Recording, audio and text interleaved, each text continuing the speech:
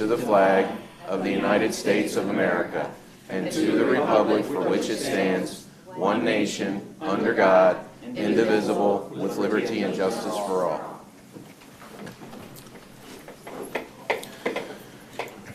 Madam Secretary, can you take roll call, please? Mr. Anderson? Here. Mr. Jackson? Here. Mr. Kern? Here. Mr. McCucci? Mrs. Mitchell? Here. Mr. Akmanowitz? Here. Mrs. Weed? Here. Mr. Diliberto? Here. And Mr. Klein. Here. Okay, a couple of announcements. There was an executive session prior to the meeting to discuss a personnel matter. The meeting is being recorded by the board secretary. The first order of business is approval of minutes. Do I have a motion to approve the minutes from the June 6, 2019 meeting? So moved. Ms. Weed, second. Second. Mr. Kern, discussion. All those in favor say aye. Aye. Opposed? The motion carries unanimously. That brings us to the general public comment. Madam Secretary, do we have anybody signed up for public comment? George Del Rossi?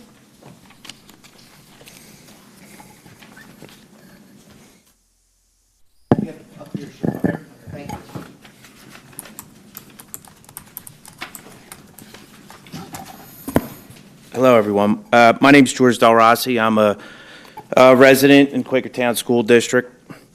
I have a 13-year-old homeschooled daughter who is hoping to attend a vet program at the tech school.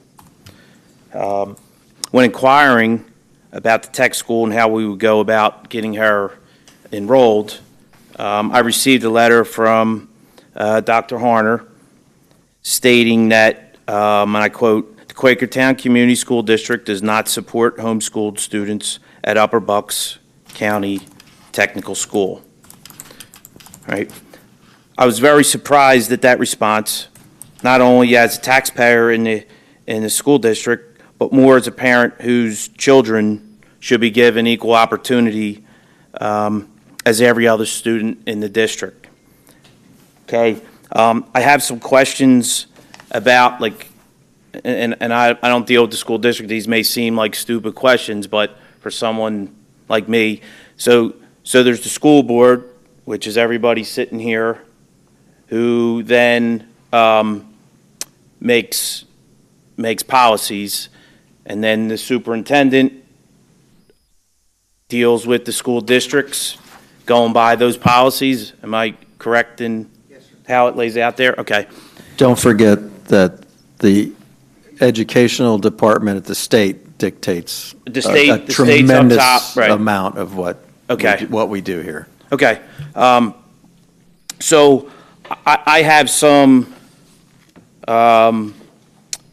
literature that I got off of the website, the school board's policy manual.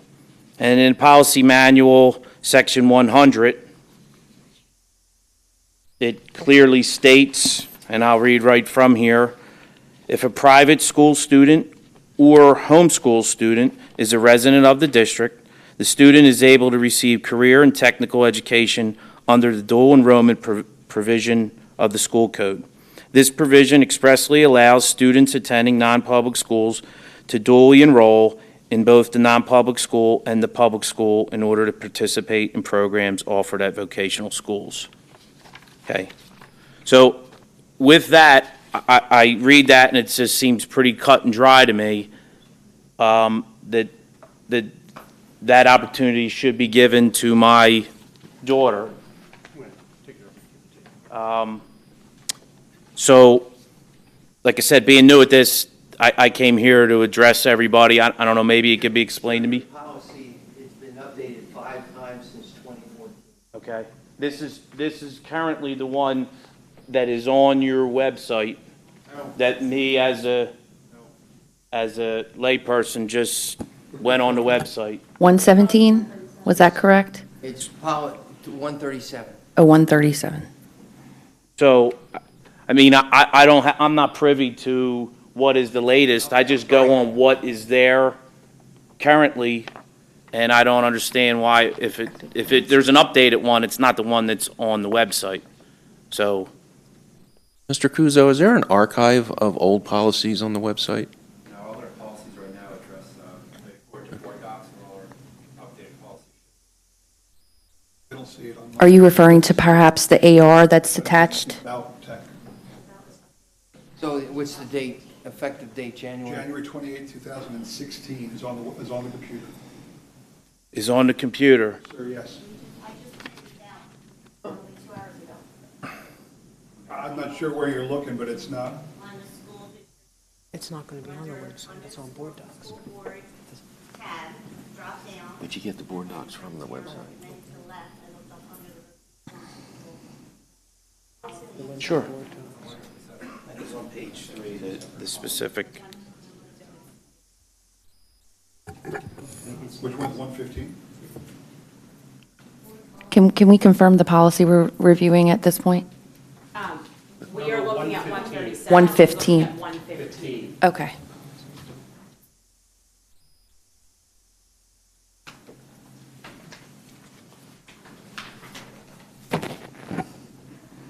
It does state that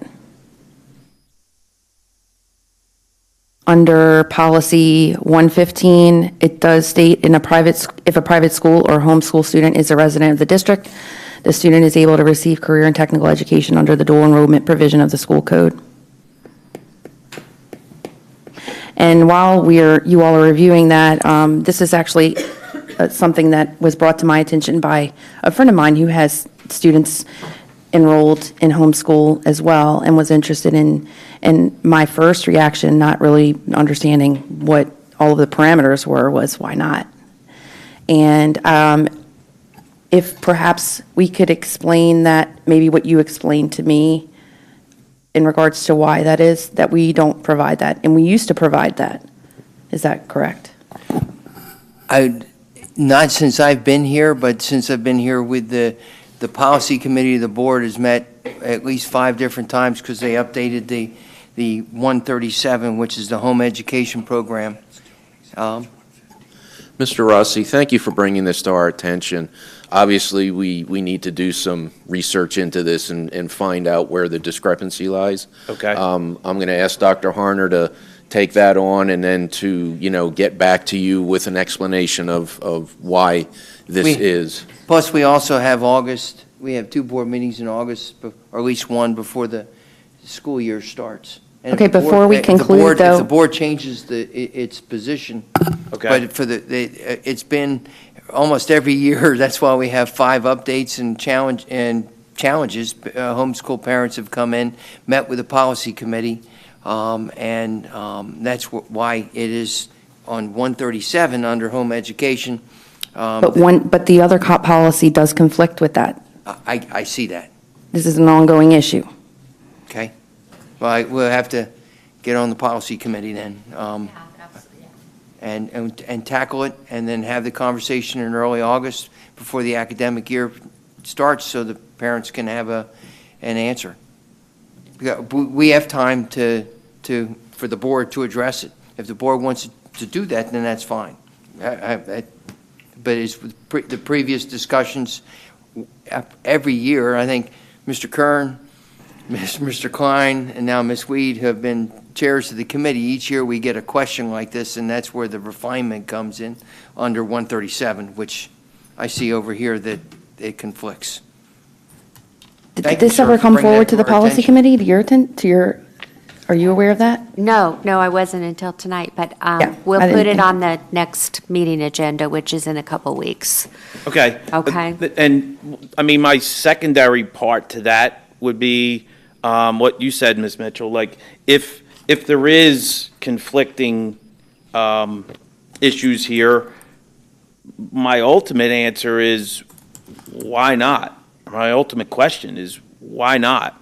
Even if the policy is revised and it doesn't say this, I have a hard time understanding why not. Could anybody explain that to me? I think that it's probably a more complex answer to that, and I Okay. really do want to make sure that we get an answer to that. Is Okay. it okay if we would have And we- Dr. Harner follow up with you maybe in the next Well, invite week or them to the so? policy meeting on it, let them come and participate and understand the background of the Right. 137, and this is the first time I've seen this one, so. But Okay. we will get a clarification for Absolutely. you. And Very just grateful. one We will other get it thing, resolved. both the other school districts involved with the tech school do allow it with, there is currently students enrolled from both Palisades and Penridge, and it's only Quakertown that apparently has some kind of issue with it. So, all right, so we'll be invited to the, Yes, To yes, sir, meeting? we'll make sure you're, Policy committee meetings are open to the Yeah. public at all times. So you can go on the website, get the correct time and, what room in here it's being held and absolutely come and participate in Okay. that. And then, Dr. Harner will get back with you and let you know what's going on. okay. I Our- apologize for the confusion, by the way. Our next policy committee meeting is June 27th, but I'm afraid I'm going to have to move that because of my paying job commitments. But we'll move it back probably a week or two after that. So it will be sometime in July, and those are published. Okay, Okay. and we'll make sure you're invited. Okay, You get a great. special invitation, All right. personal invitation. perfect, thank you. Thank you very much for your time. Thank you. Amy Einoff?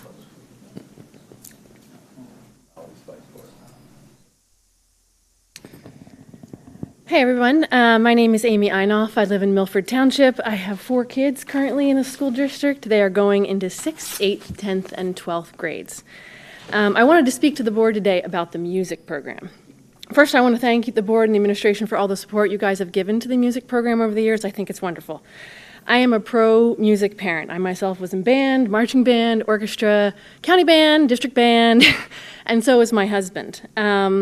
My kids are also in the band program, and at several concerts we've been to this past year, the directors have made a lot of good points, sometimes in the program, about all the benefits that music gives to our kids. And I think we all are aware of those, and that's not in question. There's a but coming, okay? There is a but. And there's an issue that I would like the board to address. The issue to me is that while the arts are a key part of education, they are not more important than the core curriculum, okay?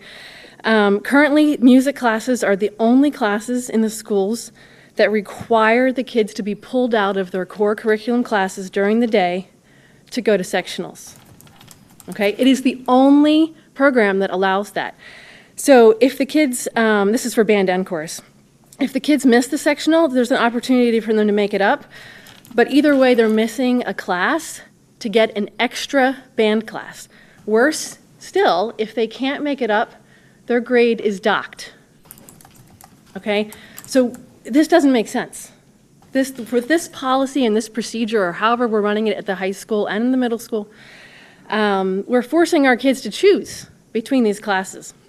Let me use my oldest son as an example. He's in several AP classes. He was actually here a couple weeks ago speaking to you guys. He's in several AP classes and honors classes. He's telling me, Mom, I can't miss physics. When I miss physics, the amount of time and effort and frustration it causes me to try and make up that classwork, it's overwhelming. I just can't miss it. And you could fill in other classes. For him, physics was a big one, okay? So we're asking him to skip his AP physics class certain times for a band sectional. Again, I am a pro-band parent. But his solution, he's quitting band. Okay? I'm not happy with this, but how can I argue with him when he's going to get his band grade docked, which goes into his GPA, when he can't go to a sectional? Okay, so the sectionals were not as big of an issue when my kids were younger. They could make up the work fairly easier, but and to be honest, most of the time the kids want to go to sectionals. But the classes, as classes become more complex for your child, whether it's AP physics in high school, or it's somebody who's struggling with math or English, even in the middle school, it is not logical to have them have to make up those classes. It adds unnecessary stress to the kids' days. And we just got an email from the school the other day, earlier this week, about a seminar that we're having on stress in our kids' lives. They are stressing over it. When am I going to make it up? How am I going to make it up? Can I avoid having this hit my grade? It's, it doesn't matter what point in their career they face it, the kids should not have to choose between their core classes and an elective arts class. Sectionals, the purpose of them is to help the kids play better for concerts, and we all enjoy our concerts. But that is not more important than their core curriculum. I think if you ask the teachers, you would find that they are also frustrated with this, and they don't particularly like having their kids pulled out of their classes. And I also have talked to other parents, and they have been frustrated with this. My kid is not the only one who is dropping out of the band program in order to meet his core curriculum requirements. So we are restricting his benefit, his access to all the benefits that the arts provide. We have this great program. Yeah, so I'm all for the program, but I'm asking you to make a change. Do not allow the music classes to require kids to miss core curriculum classes. I'm sure there are some kids who greatly benefit from this, who are maybe planning to study music in college, and that's great. Let them go for it. That fits in their schedule, let them do it. But if sectionals stay, they should be optional based on whether the student can fit it in. And there should be no penalty in grade, no penalty in spirit, and no penalty in their seated chair. So please make a change for this policy so all kids can continue. And I don't have my next child quitting band, and then my next child quitting band, and then finally my fourth. Thank you. Thank you. Can I ask a question? My daughter had the same kind of conflict. She's out in the audience now, but band was not her thing. That was me. But she was allowed to do recordings for sectionals. Do they still allow that, where you recorded yourself? They have recordings for homework, but my kids have told me if they don't do the makeup sectional, their grade is impacted. Okay. But recordings are in addition. Thanks. Thank you. Keith Krem?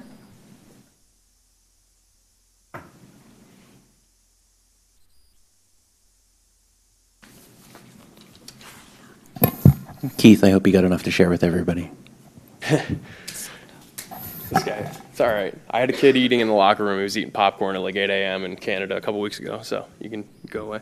I want to thank everybody for just allowing this opportunity for everybody to come in the community and voice concerns. And in my case, I'm actually bringing good rapport and good intentions, and I don't ask anything. Just but a couple minutes of your time here. Hopefully you've been made aware that we, in recent months, have been working hard, Mr. DeLiberto, with community member Marie McNally, have been working hard to get Quakertown Hockey Association, Ice Hockey Association off the ground. I guess I'm the first physical fruition of that, in the sense that I am the head coach as well as hockey director of the program, and I'm just happy to report that we are moving forward with our program. We have an open house on June 25th down at Hatfield. We have over 40 players that are interested. Though we are not supported financially or necessarily tied directly to the district, every player in our program will be wearing a Quakertown jersey and does attend Quakertown School District, either school or cyber school. And so 100% of my players are from Quakertown Community School District. That's really it. We have a great thing going. We have a lot of community interest. Our base is primarily about 75 to 80% travel players, which means that we look to be pretty competitive in our first year. We're playing in the Suburban League, which is based out of Hatfield. It's a good league that does ask that we follow all the PIAA rules, and so it is run very similar to how all the other programs that you have here and that you're running under the athletics department. So that's really it. I just wanted to come out and just say hello, make my face be known. My mom was an educator in Quakertown for 32 years. My dad's a retired superintendent, so God bless you all for everything that you do, and I really appreciate it. What is, if I may ask a question? Yeah. What is the name of the team? It's Quakertown Hockey Association, and it is the Quakertown Panthers. Oh, it is the Panthers? Yes. Okay. Yes. Cool. Yep. Yeah. Yep. So. Well, from an ex-goaltender at Hatboro Horsham, which had a very There you similar. go. I'm a goalie too. Yeah. Bro. Okay, Yeah. had a very similar arrangement when Yep. I played. Yep. Good luck. Yeah, no, I appreciate that, and we're going to serve you well, represent you well. I promise you that. So, just like I said, it's odd to be talking about starting up hockey in June, but this is where we're getting it done. So, I'll be stopping back and hopefully with good news frequently. All right. So curious, Yeah. for the benefit of the community, everybody who might be watching at home or here. Yep. So what does it cost for an individual to be involved in hockey? What's the expected cost So for a normally for a participant travel player? program, we're looking like $2,500 to $3,500. We're anticipating somewhere around the $1,200 mark. So that's the biggest thing with community-based hockey is that there is a larger access level. Hockey is an expensive sport, and it's unique in the sense that you have to have an ice rink to play it in, and there's costs associated with that maybe aren't associated with field-based sports. So yeah, we're looking right around that $1,200 mark, and we're looking to get that out to the public that, we are a more affordable option. I bring with me the resources. I'm in charge of 600 kids, up in Lehigh Valley in terms of their skill development and programming for ice hockey. And so I'm bringing a whole host of professional resources, to these kids, at a much, much cheaper rate. I live here, my kids go to school here. Like I said, my mom taught here her entire teaching career. I take a great deal of pride in being able to contribute that back to you guys. Yep. Thank you. Thanks, y'all. There's one other thing. Yes. So if there's like cost prohibitive, there's an organization in Quakertown called Project Quakertown. Yep. That raises funds for kids that can't necessarily afford it. Okay. So I don't know if you want to try to hook up with them and maybe they can help offset some of the costs. It's a charitable Yeah, for sure. organization. And Absolutely. It's made up of like community people. So. No, thanks. I appreciate that. I mean, like I said to Gary when we were talking to him, the outpouring of support has been fantastic from the district, from the parents, from the kids, even from the league. Everybody's really excited. It was a pleasant surprise. I wasn't sure what kind of interest there would be, and it's overwhelming. So we're really happy to have Keith with us, and Jen Bishop and Marie McNally has been really instrumental in helping get this off the ground. So thanks, everybody. Exciting. Thank y'all. Thank you. Can I say go Blues? Because I used to live in St. Louis. And Jordan Bennington, the goalkeeper. Yeah, it was a great game. So that's everybody that was pre-signed up. Does anybody else have any comment at this time? Okay. There is no superintendent's report this meeting, so we'll move to the fiscal agenda. Pardon? Oh, I'm sorry. I skipped right over the standing committee reports. How could I? First up is the Education Curriculum Committee. Mr. Anderson. Okay, we had a fairly brief meeting tonight. We talked about student reports to the board, and we talked about school data and how it's used. And we were talking about a new program to replace the Decision Ed program. That's about it. Thank you, Mr. Anderson. Next up is the Quakertown Community Education Foundation. Mr. Jackson. The Ed Foundation just met on Tuesday. The big thing, if you recall from previous reports, is that we were looking to spend $25,000 or up to make a big splash on something, and we did select a program. I'm sorry for the tease. I don't want to say what it is because I'm not sure if it's even been let out which program is going to receive the money. So. We were able to find an educational thing. I see Ms. Leska. It's okay to say what it is? Okay. The program we selected was to purchase some additional reading materials, study materials, lesson materials for the 4th and 5th graders district-wide. And it's something that that's going to be in the libraries for these core classes. In every school district or every elementary school, 4th and 5th grade reading level going forward. So we thought that was a very good use of the money. Thank you, Mr. Jackson. Okay, this brings us to a public comment on the fiscal items being presented for a vote tonight. Seeing nobody, we will move to the fiscal agenda. On the fiscal agenda is approval of the May 2019 Boucher and James bills list. So do I have a motion to accept and approve the fiscal agenda as presented? So moved. Second. Okay, that was Mr. Akmanowitz and Mr. Anderson. Discussion? No discussion? All those in favor, say aye. Aye. Opposed? One abstention. One abstention. Ms. Mitchell, what's your vote? Yeah, okay. Motion carries.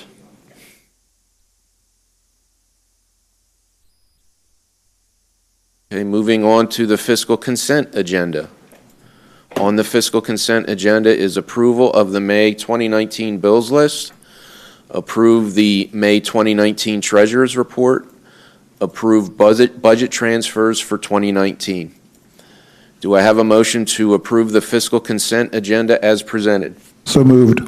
Mr. Jackson, do I have a second? I'll second it. Mr. Anderson, discussion? There is one bill on here. I'm just trying to find it. I just had a curious who it was. Fair World Academy. Anybody tell me what that?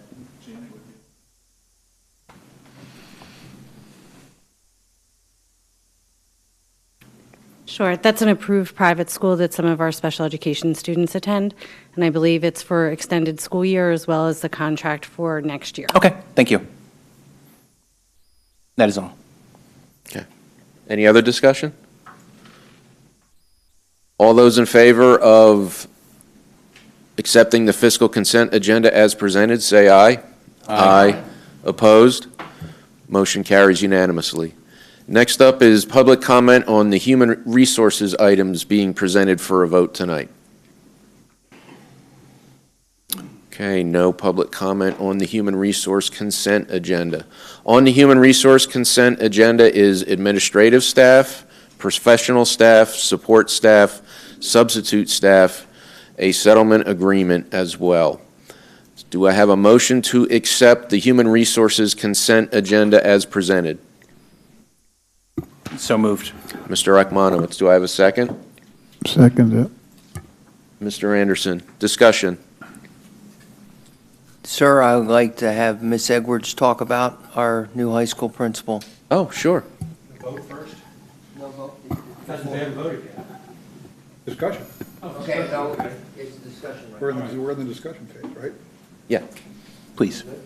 Yeah, but you were going to just comment about this or that. I didn't know you were part of convincing them how to vote. No, I wasn't trying to do that. I was just trying to, for the audience and for the. I was going to ask, so. I was glad to see his name on there here. It's good. Indeed. On the agenda tonight is Matt Van Hoenderdaal, and pronouncing his name correctly will be one of our first tasks that we undertake in his orientation. Matt has his own school's graduation this evening, and that's why he was not able to attend. He is graduating what will be his last senior class at his former school. Matt is the principal of an IB campus school in Lower Bucks County, and he's been in that position since 2014. He developed that program from scratch as his school expanded into the high school level. He mentors graduate students at the University of Pennsylvania and has served as an IB coordinator, among other things. Originally, he taught math for a number of years at the middle school and high school levels.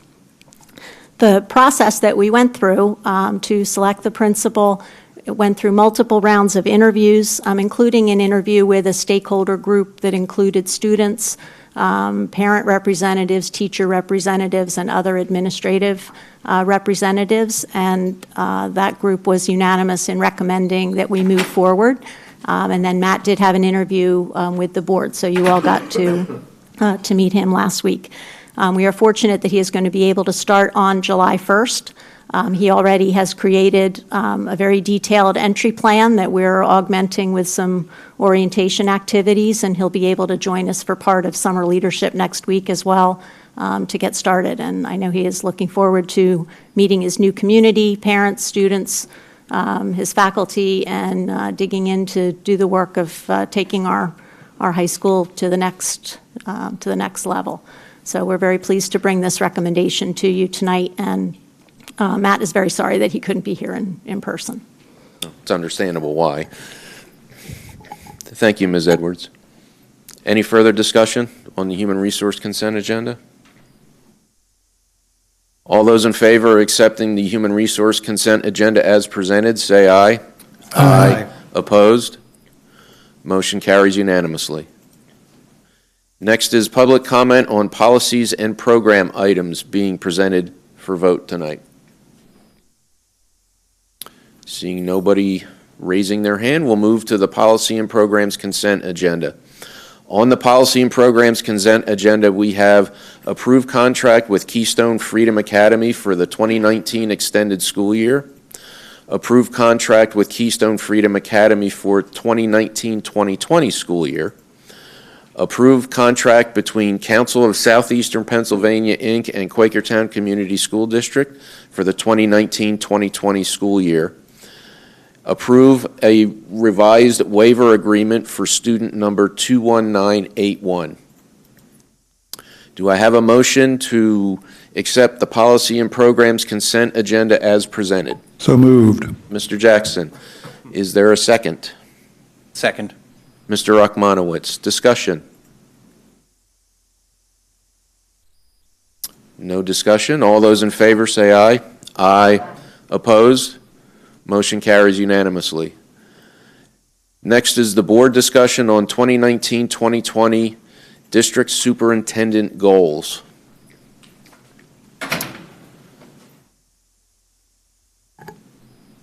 So we have a draft of the goals, and I believe there's going to be a presentation of those, sir?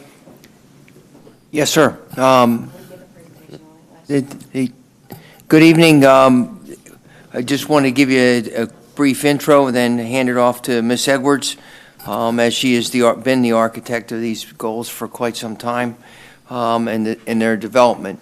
The last week we had our initial presentation of our goals for the 2019-2020 academic school year. We listened to your feedback. We met the next day for a couple hours on Friday, worked on them over the weekend, came back and met on Monday. We received inputs, and we're very grateful for your inputs.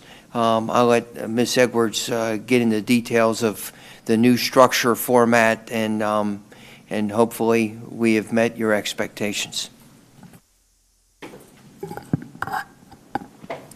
Hey, thank you. They are posted in board docs, and we had sent them out via email, I think, on Tuesday.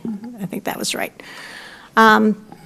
So after receiving all the feedback and listening to the comments that everybody had, and thank you to those of you that sent us some additional feedback, this is how we approached incorporating all of that into a collaborative final document. We did streamline a little bit so that we were increasing our focus on things that were more directly related to student achievement, and also where we had an objective measure that we could use in terms of the metrics.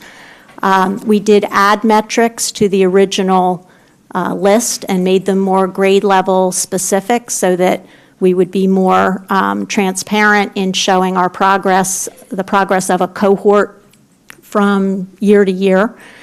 There was some other conversation about setting ranges within the metrics so that it was clear what level of attainment we had, and so we have done that with all the ones that are numerical, so that there's a definition of what it means to meet the target, to exceed the target, to partially meet the target, or to not meet the target. So those things were added. And we defined which metrics are used for which goal. So on the metric sheet, it clarifies which metrics apply to which aspect of the goals. What else do we do?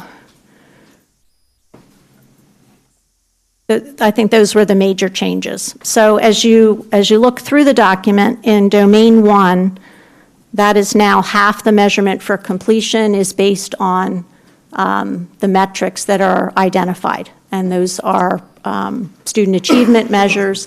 We did use multiple measures, which is a good practice instead of a single high-stakes test.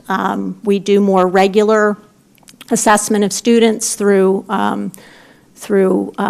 NWEA and through DIBELS that we can use to demonstrate progress over the course of the year. So we'll be able to do more regular reporting as opposed to a once a year, this is what the result was.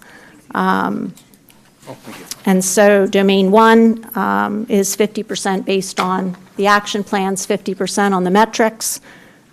In domain 2 is 50-50 again. And in the discipline area, we use the benchmarks of quality in order to have an objective measure of a building's progress on their PBIS systems. So there's an objective measure in that aspect. We really didn't feel right. Most of safety, of course, is a yes, no, you did it or you didn't. We really didn't feel right cutting down safety or saying because it doesn't have an objective measure, it doesn't belong in there. I think it's an important message to our community and our whole organization about the importance of safety to retain that. So that is a yes-no measure, as are the operational goals. So we've invested a lot of time as a team trying to be responsive to the feedback and the comments and the suggestions as we've worked through this over the last, I guess, more than a month. And so this is what we would be presenting to you this evening for your consideration. And if there are questions about any of the individual items or the way that the metrics are structured or anything, I'd be happy to answer those.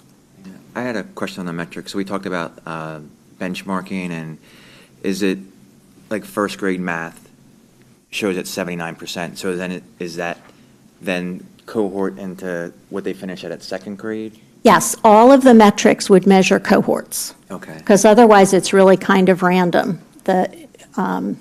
Obviously you want every grade level to improve every year, but if you have a group of students in third grade that are at a 56% level of proficiency, and third grade the year before was at 80%, you're not going to get 56 to 82 in a single year. So then like for first grade math at 79, you would look for to exceed your target, get that number to 82. In the next year, in second grade, they would need to be at 82. So we need to move at least 2% more students into proficiency or meeting their growth goals. And is that overall as a district, or is that like give like elementary school by elementary school? We will calculate it for each individual school, but for the purpose of the metric, it would be an aggregate. And then some are blank because the scores haven't been reported yet? Or? We don't, we worked on, initially we thought we could get most of our baseline data in there in time for tonight. That turned out to be a very unrealistic thought process. So we put in what we have, but we need to go through and make sure that all that information is accurate in terms of exactly what the baselines are. And we need to write reports that will consistently calculate the answer to the solution to the metrics the same way in every year. So that work remains to be done to make sure that our measurement is consistent. And then I think we talked last week when it was presented, how you guys review data on a 6-day cycle and the adjustments that can you kind of expand on that a little bit? Sure, and it looks a little bit different in every building because every building has their own specific methodology. But essentially, teachers, either by grade level or sometimes by subject matter, meet regularly in a data team format or an inquiry format, and they look at various pieces of student data, and sometimes it's objective data, and sometimes it's samples of student work. So for example, if they're working on a particular writing convention, then they might collaboratively as a grade level examine some writing samples of students to see where students are with that particular convention, and then they might use specific strategies to improve the students' use of that convention, and then come back the next time and review the next sample of work to see what happens. So some of it is qualitative that way, and some of it is quantitative data. The key to all of it is that from that collaborative discussion of data, they come out of those meetings with some kind of action steps that they intend to pursue to either increase achievement in that area or address misconceptions about whatever that topic is with students. So it does operate in a cycle, where you're trying something, you're coming back and evaluating how it worked, and then you're trying the next thing and cycling around again and coming back and seeing what the impact was. So it's more constant adjustments, like you're just not waiting for these scores to come out to make adjustments? No, absolutely not. Thanks. Yeah.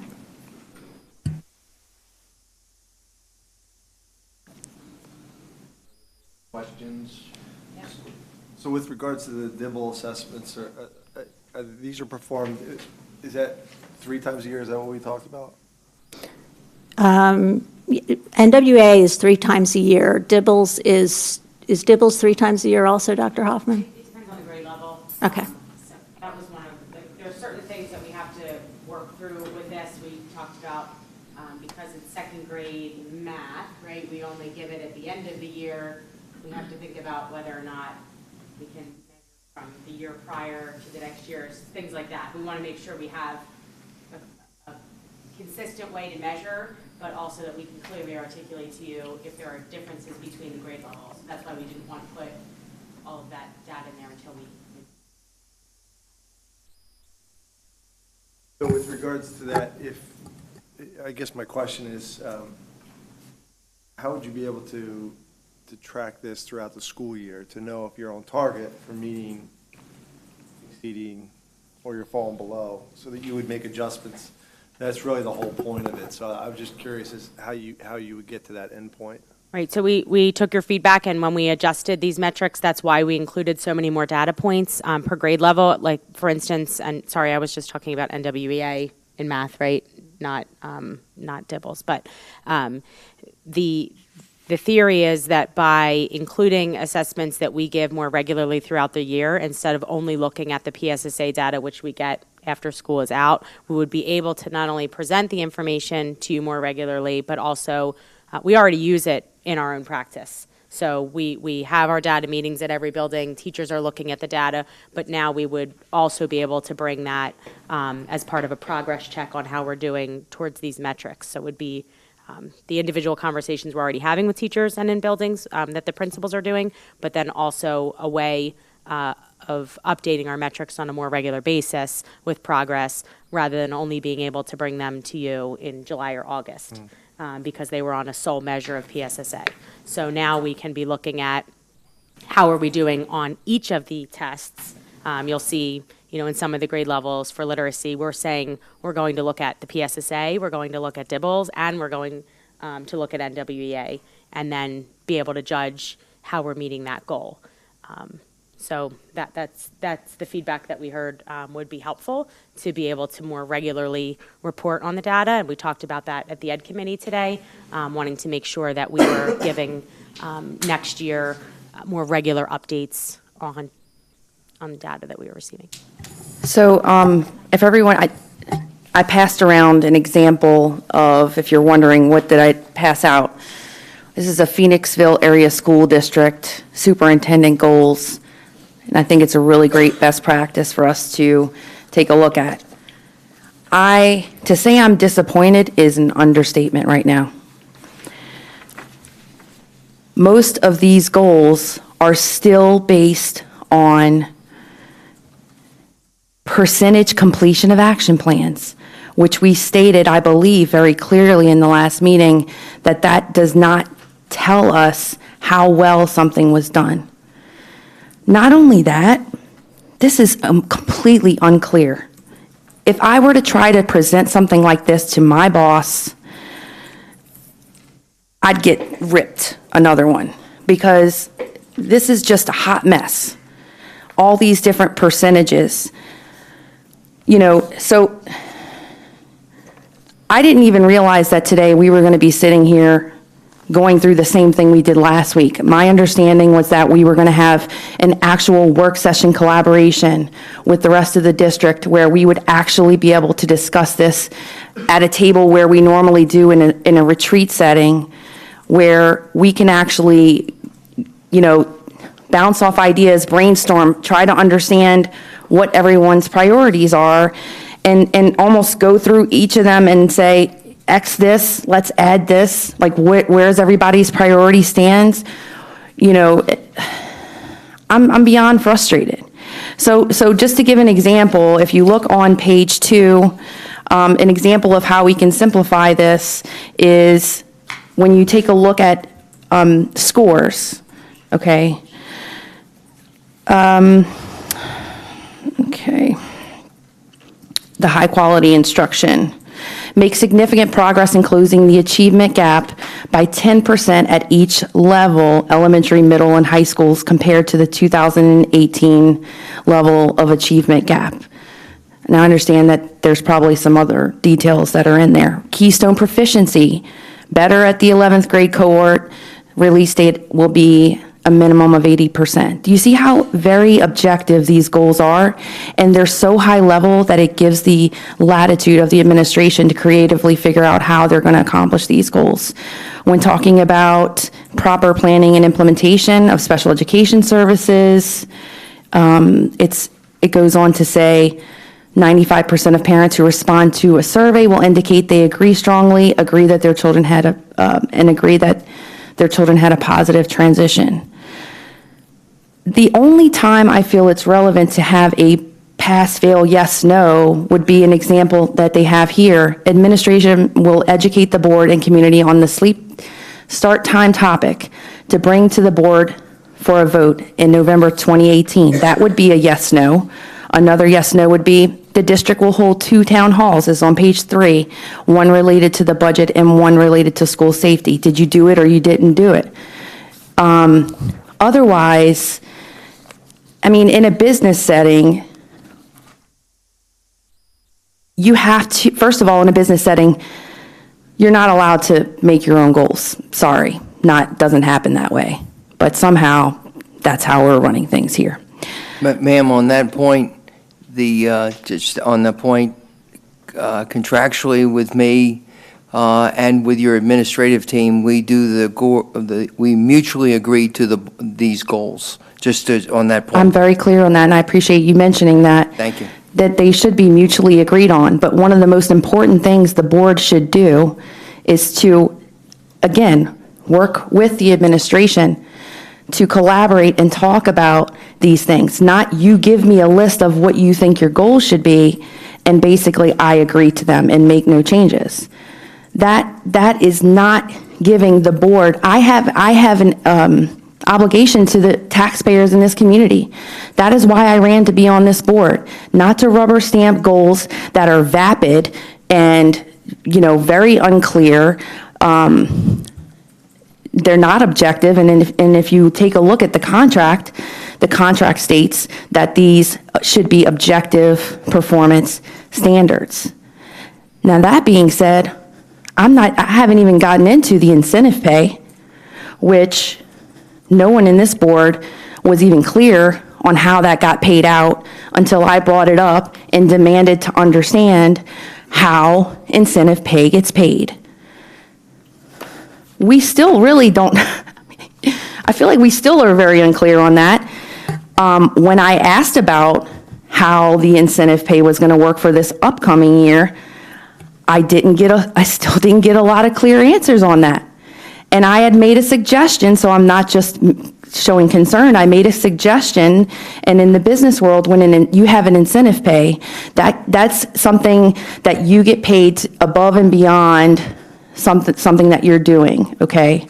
So if you were to receive a proficient rating in the business world, you wouldn't get 96.6% of your incentive pay, which is what happened last year. But not one person on this board voted to say that we would approve such parameters. We never voted on any parameters for the incentive pay as long as I've been on this board. Could someone correct me if I'm wrong? They were voted on last June, ma'am. The incentive pay. Which is tied to the goals, which is part of. Who made that? Who made that understanding? So let me read your contract. It's been a part of. Jeff, would you please add some commentary here? If I don't have the contract in front of me, so Mhm. I'm sort of standing here or sitting here without expert knowledge at the moment. So it states, any increase in the compensation of superintendent as a result of the annual evaluation by the Board of School Directors should not be added, blah, blah, blah, to the base salary. To that end, the parties acknowledge that the performance incentive pay is tied to the actual work performance of the superintendent. The objective performance standards and performance goals for the incentive pay shall be established annually for each school year in accordance with this agreement. This agreement provides an objective method of calculating the incentive payment, and the school district is obligated by the terms of this agreement to pay the superintendent the performance incentive pay increase if the objective performance standards and goals are met. Now, you might wonder, well, what does it say about those standards? Previous paragraph 4 states, with respect to the Board of School Directors' evaluation of the superintendent's performance, it shall be based upon an objective performance standard to be mutually agreed on, as you mentioned, by the superintendent and the Board of School Directors, which objective performance standards may be based upon, but not limited to the following criteria. That's key. May be based upon, but not limited to. So it goes on, achievement of annual measurable objectives established by the Board of School Directors, which in this case would be the goals that we're discussing now, which, while we're here to mutually agree, we had very little input in creating the actual goals. It goes on to talk about PSSAs, keystones, student growth, attrition, and all of ACT scores and things like that. So it's pretty clear to me, at least, again, if I'm wrong, someone please let me know, that the parameters for the incentive pay should be clear and agreed upon by the school board. I do remember, I think I might have made a suggestion to relax some of the percentages by which they got dinged, if I recall. That was testing scores. Yeah, but that was like after the fact, right? Well, that was part of their measures. I remember that spreadsheet, like if you missed something by 1/10%, you didn't get it. And that was out of like 80%. I was like, oh, geez. Now, I know, some people wanted to hold them too much tighter. You missed by 1/10% out of 80%. So I do remember voting on that and relaxing the requirements, so they would get more credit for being that close. Right, but was that? We did vote on that, and that was, that on incentive pay? mind-numbingly, well, it had to do with what you're just reading is, it had to do with the calculation of did they meet XYZ requirement to get a certain percentage of the incentive pay spread out. And it's not just to these guys, right? The incentive pay goes out to, 40 people, 100 people, I don't know how many people. It impacts more than just their salary. It's, it's the administration plus their team, and it's a bit of a trickle down. So I do remember we voted on that, and it was mind-numbingly complex. When did we vote on that? Because if you vote for something, it has to be done in public. Where and when was there a vote done on that? I remember. I can't remember. I thought it was, I don't remember what meeting it was at. I do remember, because it was the whole green, yellow, red. Yeah. Exactly. You're exactly right. And they were being dinged, literally. So I just remember like, oh, man, you missed it by 1/10%, you get nothing? Right. That sounds harsh. Like 3-point swing or something like that. Yeah. No, I don't. So maybe you weren't here. I would love for someone to follow up and tell me that, because why is it taken until now then that I've been asking about this and pushing and pushing and pushing and asking how the incentive pay was determined, and just now I'm starting to get more answers on this. Specifically around. It wasn't around incentive pay. I do remember it was a portion of it, but it wasn't. Right. My understanding, and again, I don't even remember what meeting it was at. So I think you raised some points that we should start earlier in the next year to work on the next year's goals, so that we're not, because right now you want to change things so radically, and time is a little bit of the essence. And so I So think we should- basically, when you put people in a position, the way I feel like it is like this. You put people in a position where you rush them and you get them to the point where you believe there's going to be a collaboration, and then surprise, no collaboration. There's no time. We can't radically change anything. I'm not buying it. I'm sorry. This is irresponsible when it comes No, it's to not. our role. And the fact that no one's questioning, it is my opinion, you feel free to have your own. But the fact that no one has even understood up until now I've what understood it the whole parameters were time. incentive pay, then why didn't you tell me that? I don't know, how many months when I called you, you had no idea? I offered to tell you to write the equation on the board in the back room a long time ago when it first came up. I could write the equation, I do. but nobody wanted to see it. There's a part of me that is a little bit, I agree with Kalen. So let's go back to last year. Last year, we had a retreat where we sat down and we worked through setting the goals that we agreed upon. So I thought last week we were going to do that. I expressed my concern in the executive session that we didn't do that. I thought we were going to do it this week, where we're going to go into executive session and again have a dialogue, a couple-hour dialogue on goals. Doesn't appear that that's happening either. So there is a little bit of me that I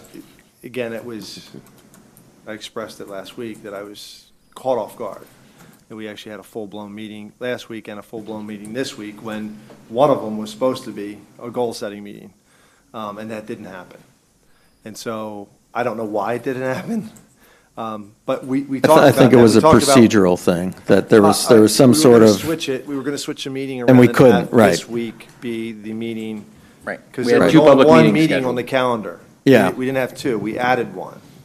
And then And that it- was done at the last retreat. Right, and it had to do with, we left the retreat with one idea about what the meetings were going to be, and then that wasn't possible to do it the way we envisioned it because of whatever the regulations or rules were about the way the meetings were published and what we had to do with the vote for the budget and that kind of thing. So it scuttled our plans that we had assumed we were all going to do it a different way, and then we weren't allowed to do it that way, through no fault of anyone's. I mean, to some extent, I had a chance to read over these a couple times on the plane, and I agree. I don't know that there's any more. I mean, there's some more meat around certain aspects of the goals.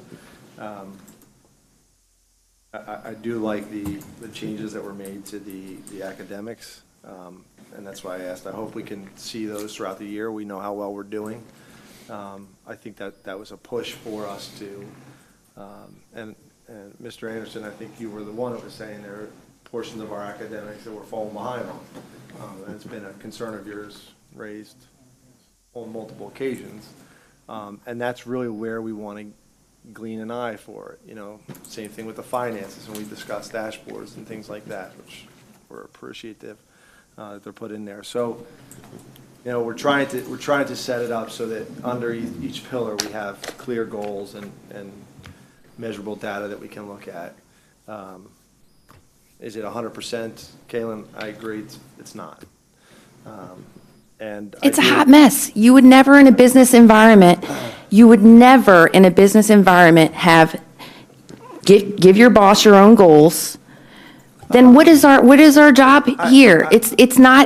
We should, as a board, be understanding what are our priorities, and then the superintendent and administration share theirs, and we work together. I do want to say, I mean. This is no togetherness. I do write my goals, but my goals are based on the board's goals. So the board sets a goal for the CEO, and underneath the CEO has big, high-level goals, and then, right.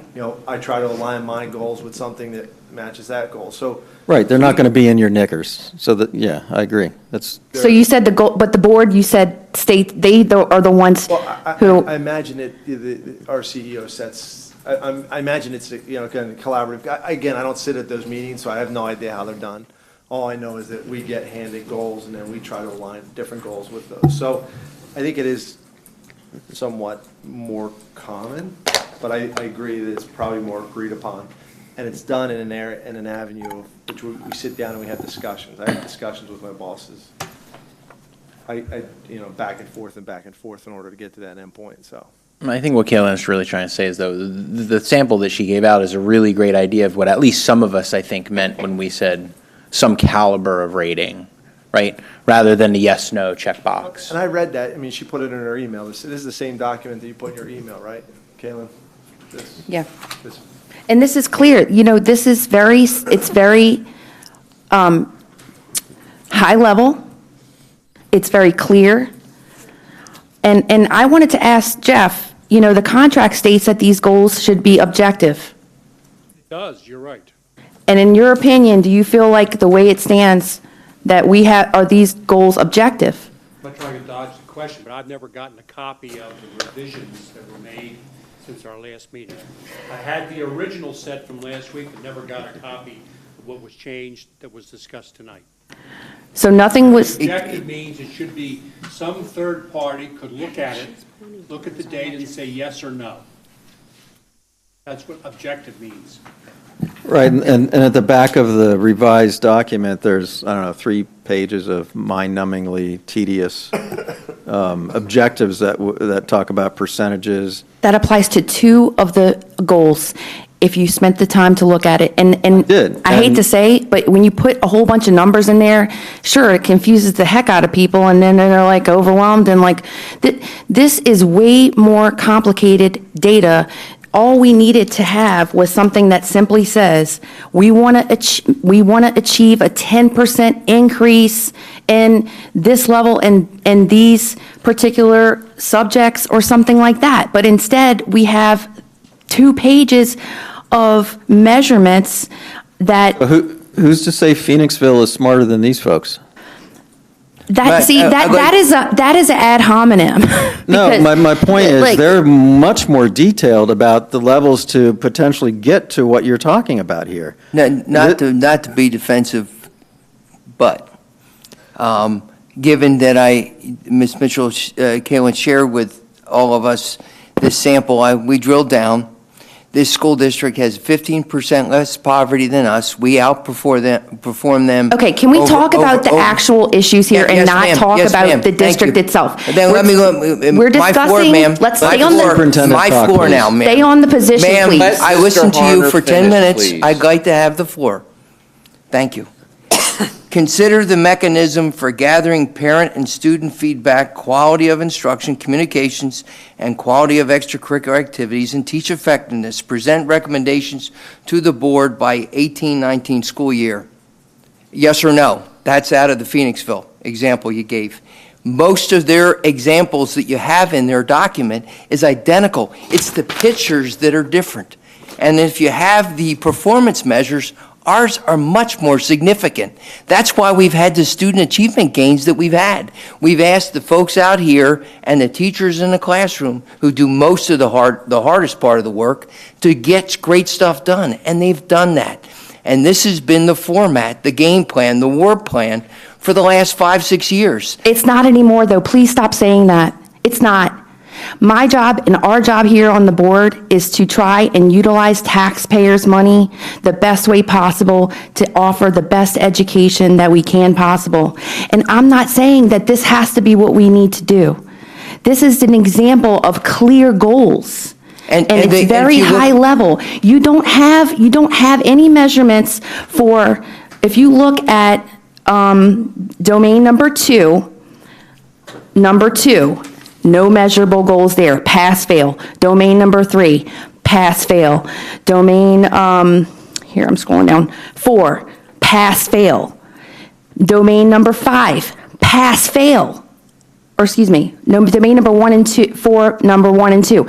So almost all of these goals still have no measurable outcomes.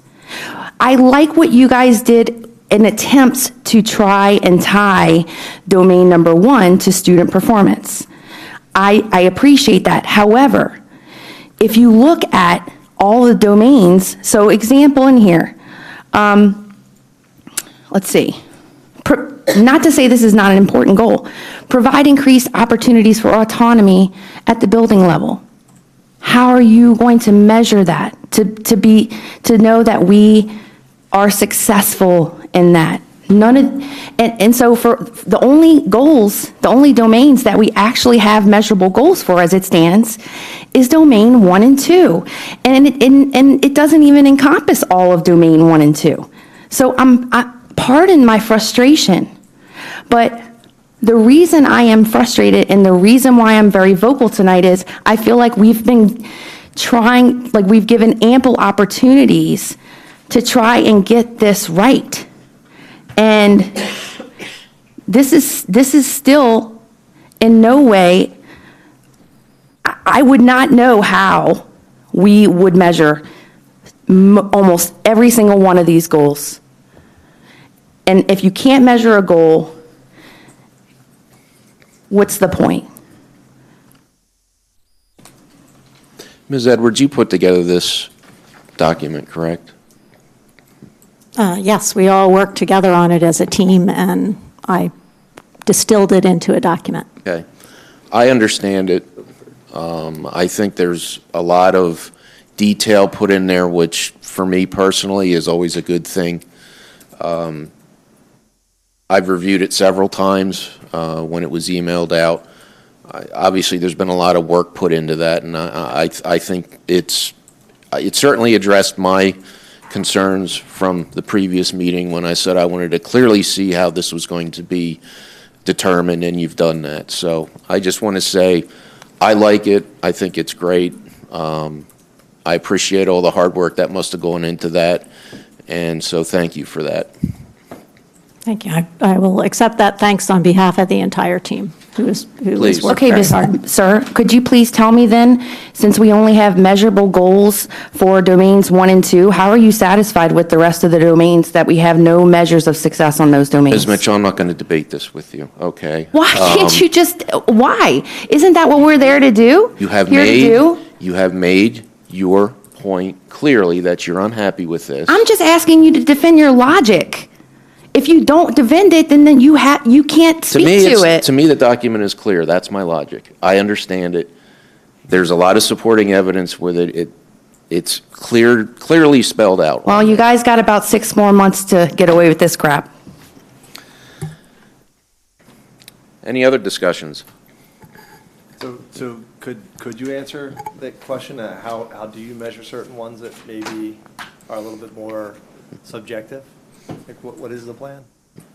The ones that are measured by action plan completion are mostly ones that a building or all of the buildings or departments are responsible for, and they will have action plans with strategies that support what the intent of the goal is, and they present their action plans with evidence of completion at the end of the year so that we can demonstrate that we met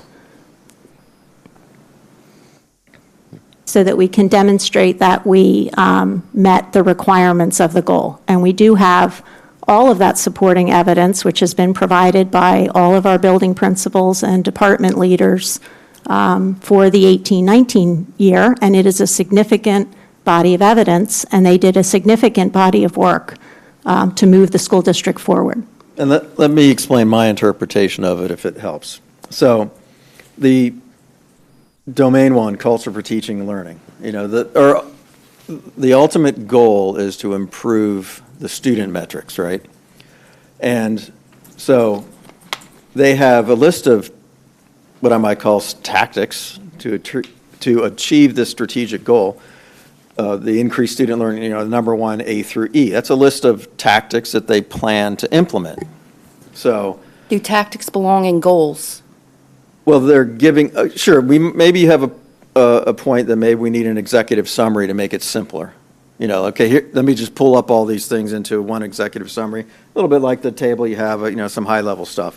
But just looking at the document as it is, how I interpreted this level of specificity is they have collaborated amongst their experts to say if we do 1 A through E, we should achieve the actual metric that we all care about. What is it? It's that giant list of improved scores and things like that across all the Outside grade of that, levels. domains 3 through And the 5 rest have are nothing. The rest are just saying that, did we do these things that we think are necessary along the way? Frankly, it's a little bit, it's almost like I would tend to want to give them more freedom to say if they're halfway through and they think one of the tactics isn't working, I'm not going to judge you on that if you substitute something else that you think is going to work. So I almost take the elements that they say are going to be done to achieve this goal as that's up to them. I'm cool with that. That's what they think they need to do to make the real change happen in student performance. So pass, fail, did you develop and implement an intervention period at the elementary level? That's kind of a yes or no to me to address the different levels of student needs. They think that if they do that, they'll improve the overall scores. I'm not going to debate that with them because they have We given us. shouldn't debate tactics, and that's not what we're here to do. We're here to talk about goals. And you give the administration more freedom to actually go about the tactic if you give them a very high-level goal. Okay? Their tactics should not be put in here. And look, I think that there was a lot of effort that went into putting in a lot of details in here and explaining how, these goals, how the purpose behind them. But I don't believe that these are reflective of the board priorities because there never was a conversation that could have been had. So for instance, we've talked a lot about teacher staff satisfaction surveys. Not really. We've talked about that multiple times. Don't see really anything too clear in regards to that. We've talked about. Well, that's something to do. How would that be a goal? So if you look at, as an example, again, one thing that I thought was really neat about the Phoenixville one, and again, it doesn't have to be the exact one that we use, but they have something called a Net Promoter Score. And for those of you who are familiar in the business world, they actually use this quite a bit for customer satisfaction. And so, bear with me here just a moment. Yeah, it's like on a scale of 0 to 10, how likely are you to recommend going to Quakertown School District to your friends and family? So here would be another goal for me. Since we don't have quite a baseline yet, and this would be an example of a pass or fail, right? Create a baseline staff satisfaction survey in collaboration with staff and union members. That would be a pass-fail goal so that we could get a baseline since we don't really quite have one. So I think that's something that majority of the board would be interested in, but it's lost because we didn't have Is that something dialogue. that has to be in here, or we could add that, like we did that before outside of it being in a goal? If We it's could a add that. priority for us as a board, then it absolutely should be in the goals because this is our one opportunity that we have in the entire year to at a very high level, give the direction to the superintendents and hold them accountable at the end of the year. But I think also when you're looking at the goals and what was put together by the administration and building leadership, there's things that are left out of this school district's plan that we have in here that go back to not being measured, but I'm glad they're in here, like the service, respect, and diversity piece of it. That they don't have anything in here like this. They don't have anything on safety and wellness.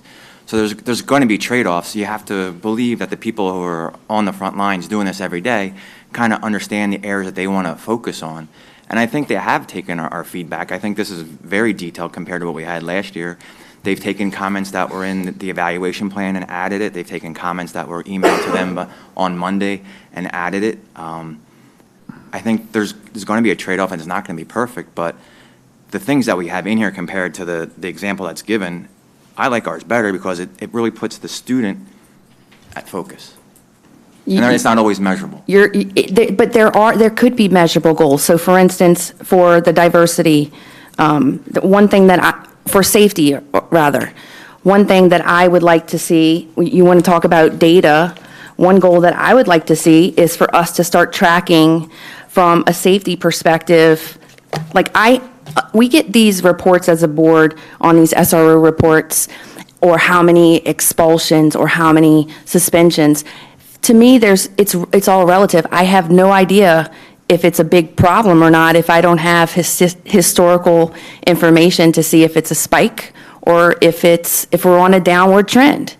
So what I'm asking for is, another pass-fail goal could be create historical data to reflect some of the issues that we're having with student discipline, so that we as a board can have more informed decision-making when it comes to that, or we can actually see if it's a real big problem or not, because just having the numbers, I can't see if it's a problem or not. I see that it could look concerning, but then if you were to ground yourself and say, well, we're actually on a downward trend for some of the student discipline issues, or when it comes to diversity, we could have a goal of, I'm just giving an example, I know one of the things that is in here is talking about the service day, which is great, but take suggestions from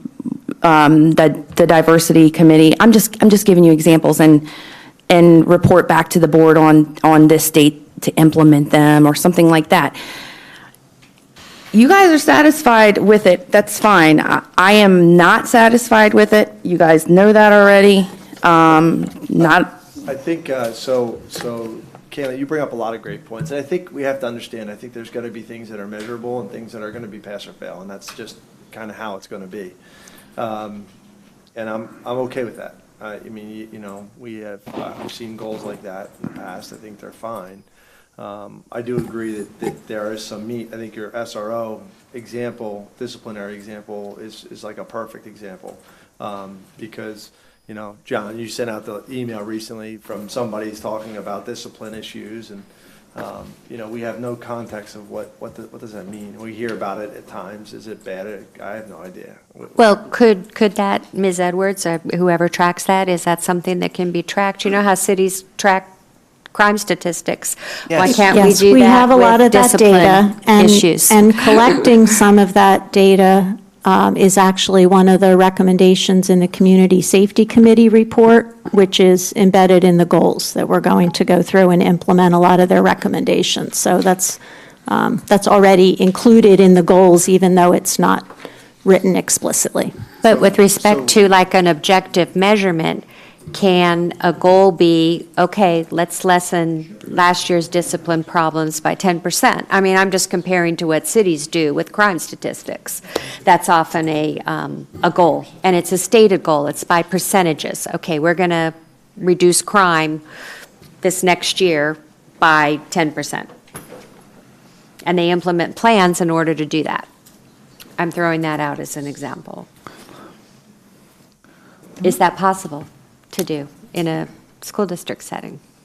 It would help if we had the data first. Well, yeah, we need the data first, obviously. If I could say, I would think that add some of these questions, comments, SRO reports, school discipline reports, let's go back in and have that as a topic for a school board meeting. And we'll provide that out in his superintendent's report. That's fine. But I'm trying to get my head around the difference. And if you go through all these from the other school districts' report, was it Phoenixville?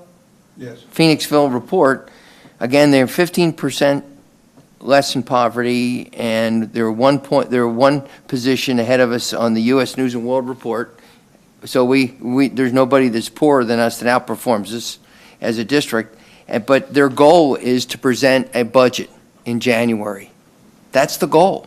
I would love to have that goal. I mean, if we took all the dashboards You're missing off the point entirely, which is continuously frustrating me. You're missing the point. I do want to say, so when we ask how we got here, why are we looking at some other district's goals, it really comes down to one fundamental thing. We missed a big step this year, guys. We missed the retreat where we sat down and we talked about goals, and we collectively came up with it, which we did last year, which we did, we were all in that together last year. We did at the mid-year goals report on February 2nd, we spent the whole board meeting most of the board meeting, or the retreat, doing a SWOT analysis of what you wanted us to do. Correct. And that's part of this too. But that was the goals, that's where we worked on, because we all separated, we worked on and then presented to each other where we were focusing last year.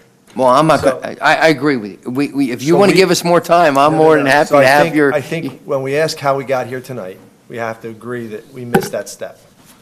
So I would think that in order to move this conversation forward tonight, that we have to agree that, next year, I think that's a focus of ours. And I think it will focus on the collaborative approach, which is what I think.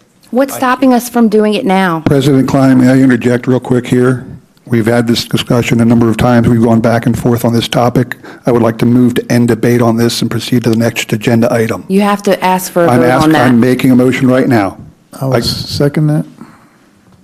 Okay, so we have a motion to end debate and vote on the goals. No, I'm just making a motion to move to the next agenda item. Well, that would be voting on this. We're voting on it, but we're not going to approve it by my motion. Okay. So we have a motion and a second. Pardon? Mr. Anderson. Okay. Discussion? I thought we were voting to end discussion. I don't think that's appropriate to end it. I think we're wrapping it up. I think we have time to finalize it. So I think that's absolutely not the smartest thing to do. There's a motion on the floor, so we have to follow through right, and and so vote we're on having it. a discussion Right. about it, right? So I think it's wrong. You were just about to finish. I think we were trying to get to the end point where we could agree. And so I'm a little bit appalled that you did that, but. That's apparently how things roll here. You just rush through things so people don't have any time. They have to go along with it because we're short for time. We can't make this change right now. I would like to see us take more time for next year's goals. If this is what's going to happen and this is how it's going to play out, and we're going to push forward, I would like to see us come up with a little bit more targeted goals. As the year comes up, we as a board, we're going to see these things that come up for the next year, these certain thresholds, and we're going to need to have to write this down for the next year as a board member so that we can bring it up when that retreat comes up for us to do this. Do we still, we don't even know how the incentive pay, we still don't know about the incentive pay. How is that being determined? We're now voting on Mr. Jackson's motion and the second to end debate and move on. All those in favor say aye. Aye. Opposed? Opposed. I would say do a roll call because you can't count heads with just a few voices. Okay.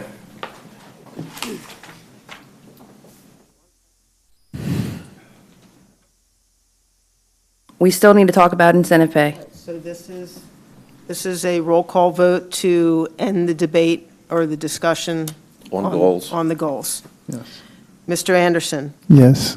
Mr. Jackson, Yes. Mr. Kern, No. Mr. McCucci, No. Ms. Mitchell, No. Mr. Akmanowitz, No. Mrs. Weed, No. Mr. Giliberto, No. Mr. Klein.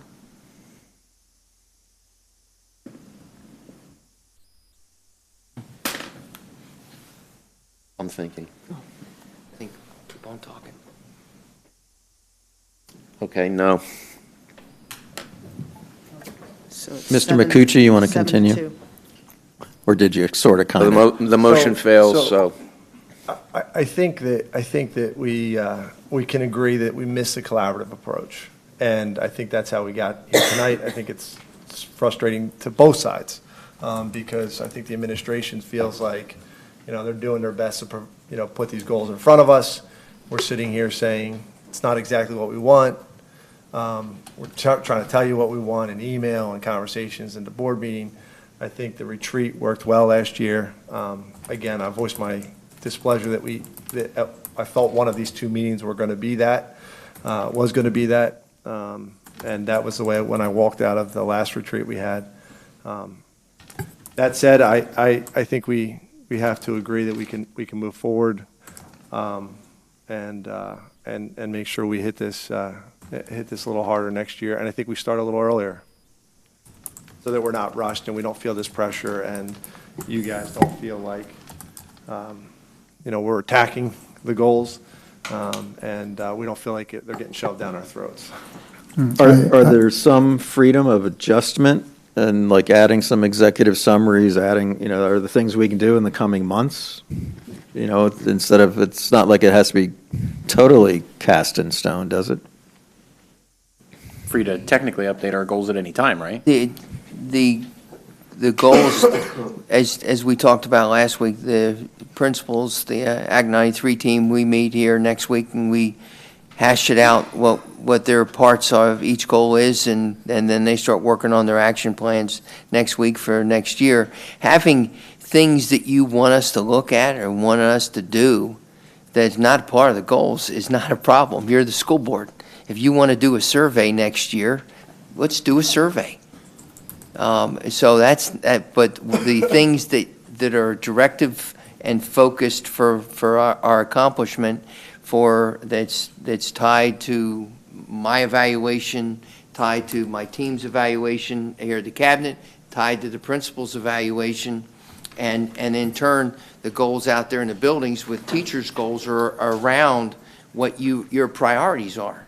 And so as Keith talks about, Not our priorities. And so if you want us to do a survey next year, then we can do a survey next year. We have to be able to fund it. But that's, if it's a costly thing, that's about the only thing. If we can do it within the budget, then we do that. Is there any reason why something like that example couldn't be added to the goal in August or September? Because like in other words, that's not a life-changing, course-correcting goal that's going to change what principal buildings are going to do, right? I mean, I think as long as this is setting enough of a charter for you and your team and everyone to work on over the summer, so you're not held, like in limbo.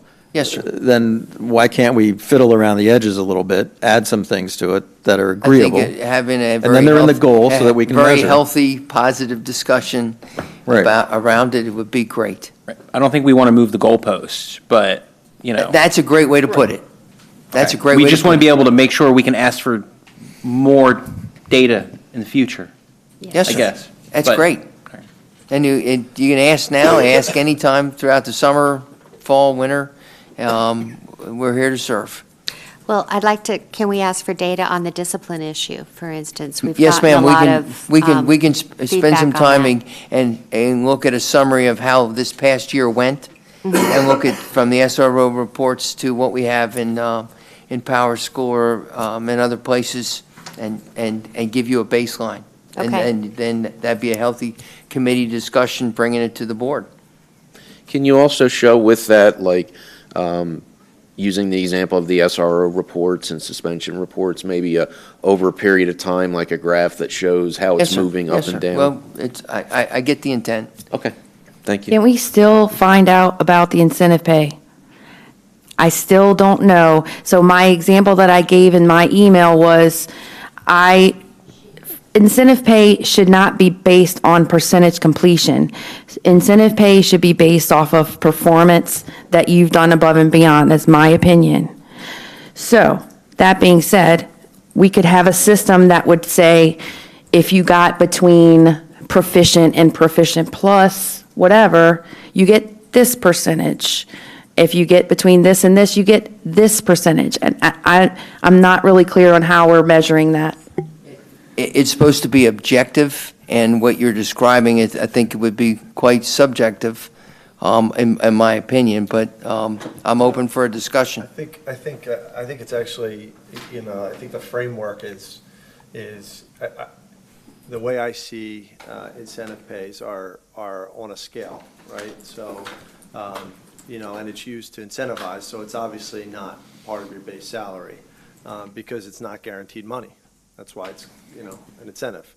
And so the way I see it is, you know, on almost like a Likert scale, where you have, you know, if you've performed at, you know, you've reached, I mean, I think if you reach 95% of your goals, I don't know you get any closer to being at the top. You know, that would sort of be, you know, like 90 and above would be full. Doing your job. Yeah. But if you simply show up and do your job, you know, you're kind of middle of the road, right? So you have to exceed it in some capacity in order to. So I think you have to set it up, that, in my mind, that's the way it would seem to work. That's why the goals need to be structured in such a way that, you know, you're shooting past the goalpost, right? That's what we want, that's what the incentive's for. It is, but, you know, there's got to be, I think, also some latitude that the board has to, I mean, you know, one of the things that's not factored in these goals is what if something major happens in our school district and these guys are pulled out of their game for a month handling it, you know, and they get set behind in their goals, and their incentive pay is only reflective of their goals, and we have no, I mean, we have to have some flexibility to say, you know, while you didn't meet maybe all your goals but you've dealt with this major incident, and you did a fine job, that therefore we can somehow flex that up, and so to make it strict around simply the fact that it's, you know, percentage-wise, you hit this goal or this goal or this goal, I think it's a little. The incentive pay is written in the contract, but the amount of money, bonus, whatever you want to call it, that we offer, we can change that at will.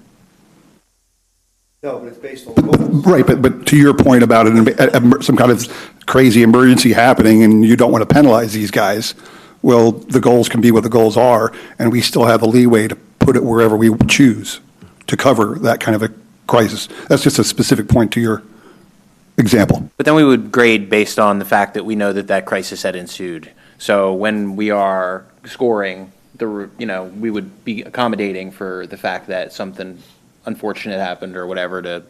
Well, not if we paint ourselves into a corner by just saying simply it's only based upon objective criteria. I think I like that because sometimes there's outside circumstances that do, like you're working your tail off and we could see like you're really pushing, but an outside circumstance, I think in that case, we could make an exception, maybe give us ourselves an wiggle room for the board to make an exception in that case. But since we're no longer basing a lot of these goals on percentage completion, and we're talking about targets, how are we going to say how much of the incentive pay is given? So I think we need an equation. I'm with you. So, for example, all the domains aren't equal in my mind. The most important ones are those that heavily impact student achievement, you know, the academics. So another approach is,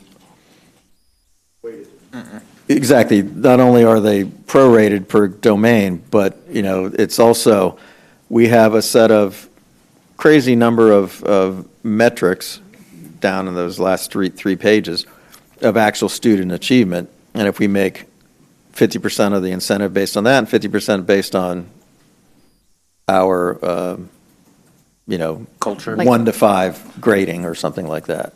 Right, I like that. The budget's like 10%, right? Like Yeah, right. Some of that stuff, I mean, Zach, he does he does the budget stuff with his, you know, left hand type 100, but no, I'm just kidding. Are we going to do a 1 to 5, speaking of that? What's that? Are we going to do a 1 to 5? Because based on this, easier it's than a not. 4-point scale. But, and then you don't get anything for 1 and 2s. So, but, you know, like, that's how I could see being able to still, you know, our ultimate, you know, the very first sentences in there is, we want to build college and career-ready children, and we have metrics by which we measure our success doing that.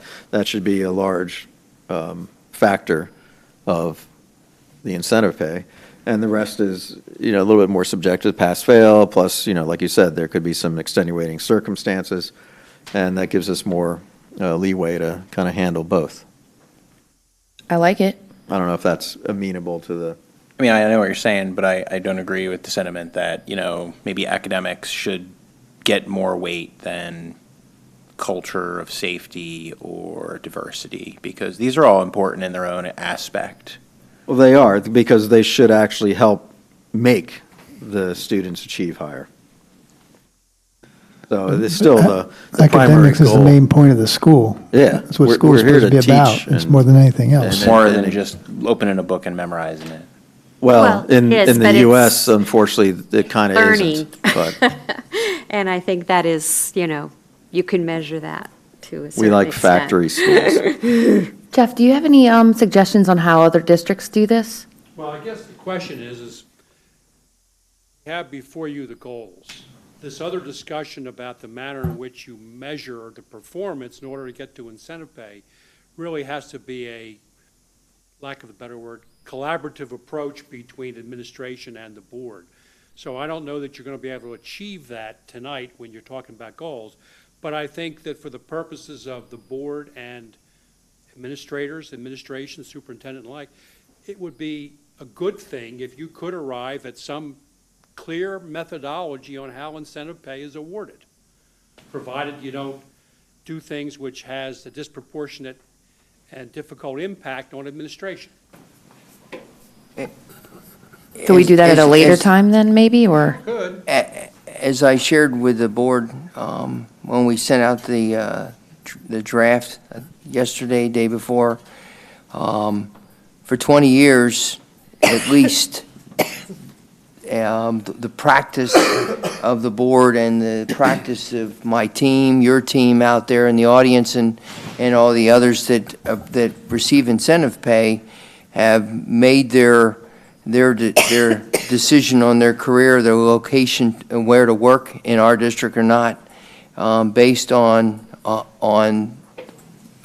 salary plus performance incentive, because that's part of you have for your administrative team a lot at risk, and how that has worked out for in the past.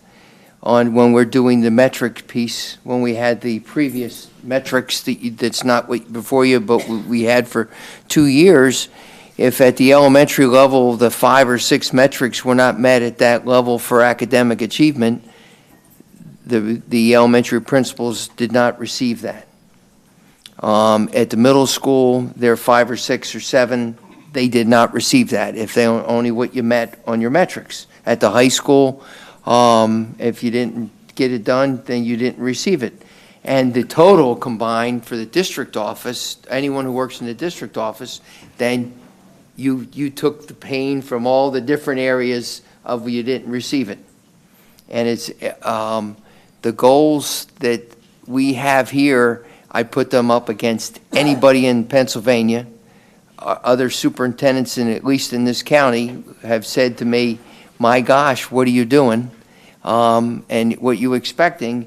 We have done some really heavy lifts, and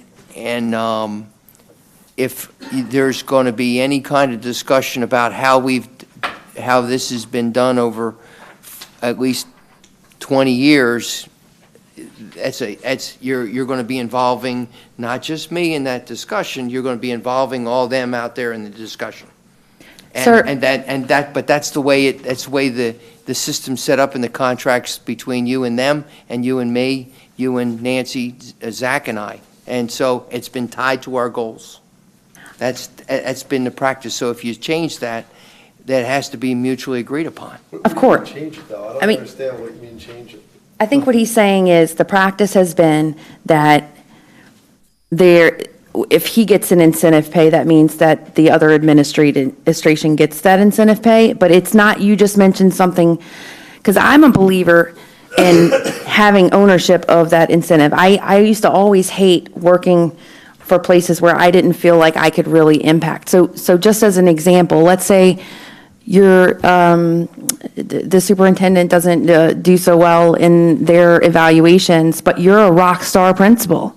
And as much as you could have impacted and exceed your goals, then you should get paid out on your specific work. Otherwise, I feel like an incentive pay is meaningless if you're basing it off of something you can't control. So is it a direct what you get paid in your incentive pay, is that exactly what all the rest of the administration gets paid? Or is it based on a separate criteria? It's based on different percentages depending upon what level of the organization you are. So then I guess where I'm not sure that I understand what you're saying about if they have different criteria than you, how does the way that we structure your criteria impact them? It's, what they get is based on what I get, and then by percentage and all that. I'll let Ms. Edwards. Wait a minute. First of all, It's on the completion of the goals. yeah, it's based on the completion of the goals.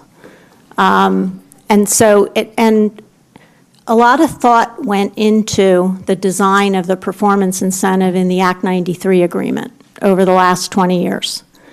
It is a group incentive. It is not an individual incentive because we are all in this together. And the thinking in those discussions was that we don't want to foster an unhealthy kind of competition between people. We want everybody to be working together to achieve the district's objectives together. So the percent complete of the goals, it's required to be an objective measure, not a subjective one. And the percent complete of the goals is what is applied to the incentive calculation at each level of the organization. But it is a group incentive for the Act 93 group, not an individual one. So the example that he gave earlier, if you were in an elementary school and you're the head principal, and it's a poor performing elementary school for whatever reason, if you are the high school and you're a principal or a middle school principal, and you're a rock star and you're knocking it out of the park because they performed, they underachieved, everybody else is penalized for it? Is that what you're saying? Yes. It's a 60-40, at the principal level, it's a 60-40, 60 based on the whole district and 40% based on the level. So it does have an impact by level, but it is not an individual incentive. So the goal is try to get everybody to help everybody else so we all do better. God. Instead of, I guess. They're crazy. It's fostered an environment where at the building level, our teams are incredibly collaborative. They support each other, they work together, and they are all about improving instruction and outcomes for every student in the district, not just the students in front of them. I think I like the idea of part of it being that, but 60% is based off of something that's out of their control. They contribute to it. Everybody contributes to it. Like, yeah. Everybody contributes to every one of the goals in one way or another. But would you want a successful building to share with somebody who's struggling and help them rise up? Yeah, So I think that's definitely. that's what that is. But that's only 40%. So she just mentioned it's 64. No. 60% is based on the district. So if you have one building who wants help, then the other building would help them. Where if it was 100% of that building, they'd be like, So let me just clarify that because I didn't understand that. So can you explain the 60% part? Because the whole reason we're having this conversation is because we're talking about your incentive pay goals impacting their incentive pay goals. There's one set of goals. The district has goals. And we all are working to achieve the same goals at every level in the organization. So you approve a percentage complete of the goals. That percentage is applied to the incentive calculation for each person or group that receives an incentive. At the building level, 60% of their incentive is calculated based on the percent complete for the whole district. Did you catch that, Rob? And 40%. That's different than what you just said. 40% is calculated based on the percent complete for their level. See, so the 40% is, and I like the idea of having, like you said, lifting each other up and creating that team environment, but that only encompasses 40%, whereas 60% is based off of how they do on the administration does on their goals. No, it's how all of us do. it starts here, but it's all the goals. Right. Right, but if you're talking about calculating, so let's say last year, 96.6% goals completed from this last year, that goes into the 60% calculation. Is that correct? Yes. Okay. Everybody tracking? So what I'm trying to say is, and I understand that collectively with these goals, because I know what you guys do, is you incorporate these goals into their goals, so it makes sense. And they incorporate it into teacher goals, because without alignment, the organization is not going to move.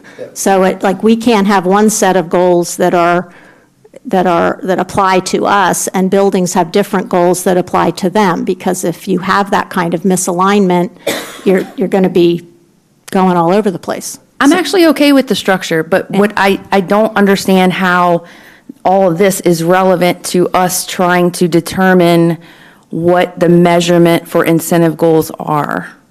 Well, the measurement is defined as the % complete of the board-approved district goals. That is how. But that's never been agreed on by us. Well, that's the practice, that's what's in the contracts, and it's what's been happening here for 20 years. No, the contract states that annually, and I stated this Right. earlier, that the board annually decides Goals. on the incentive pay criteria. Which is the goals. It's not specific on that, actually. But that has been our practice here. Okay, Like I said, for 20 years, at least. Okay, if I hear, I swear to God, guys, we keep on talking about the way things have been, but I think an incentive pay should give you incentive to go above and beyond, and it has to be tied to performance, specific performance. And even in your example, it's going to be hard to do that this year, because now we don't just have percentage complete. We also have metrics. So how are we going to calculate this? I already have a spreadsheet built that will do exactly that at the end of the year. You built it! Oh my gosh, I can't. Do you want to build it? Look, it should be a collaboration. It should be a collaboration. They shouldn't say, oh, you know what?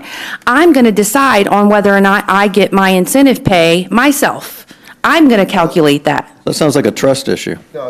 It's not even a trust issue as much as it's a plain oversight issue, and that's the reason why government is set up in a way that you don't have one singular person determining. Mitchell, there is an entire book of documentation to support the calculation of the completion of goals, and if you would like to review it, you are welcome to do so. That is not what my issue that I'm taking issue with. We never agreed as a board on the measurements that were used for you to get your incentive pay. How can someone get a proficient rating and still get 96% of their incentive pay? That's an excellent question. How could someone get 96% of their goals complete and get a proficient rating? So I would turn the question around. I will answer that question, because that just goes to show you that percentage completion is not a good indicator of success and performance.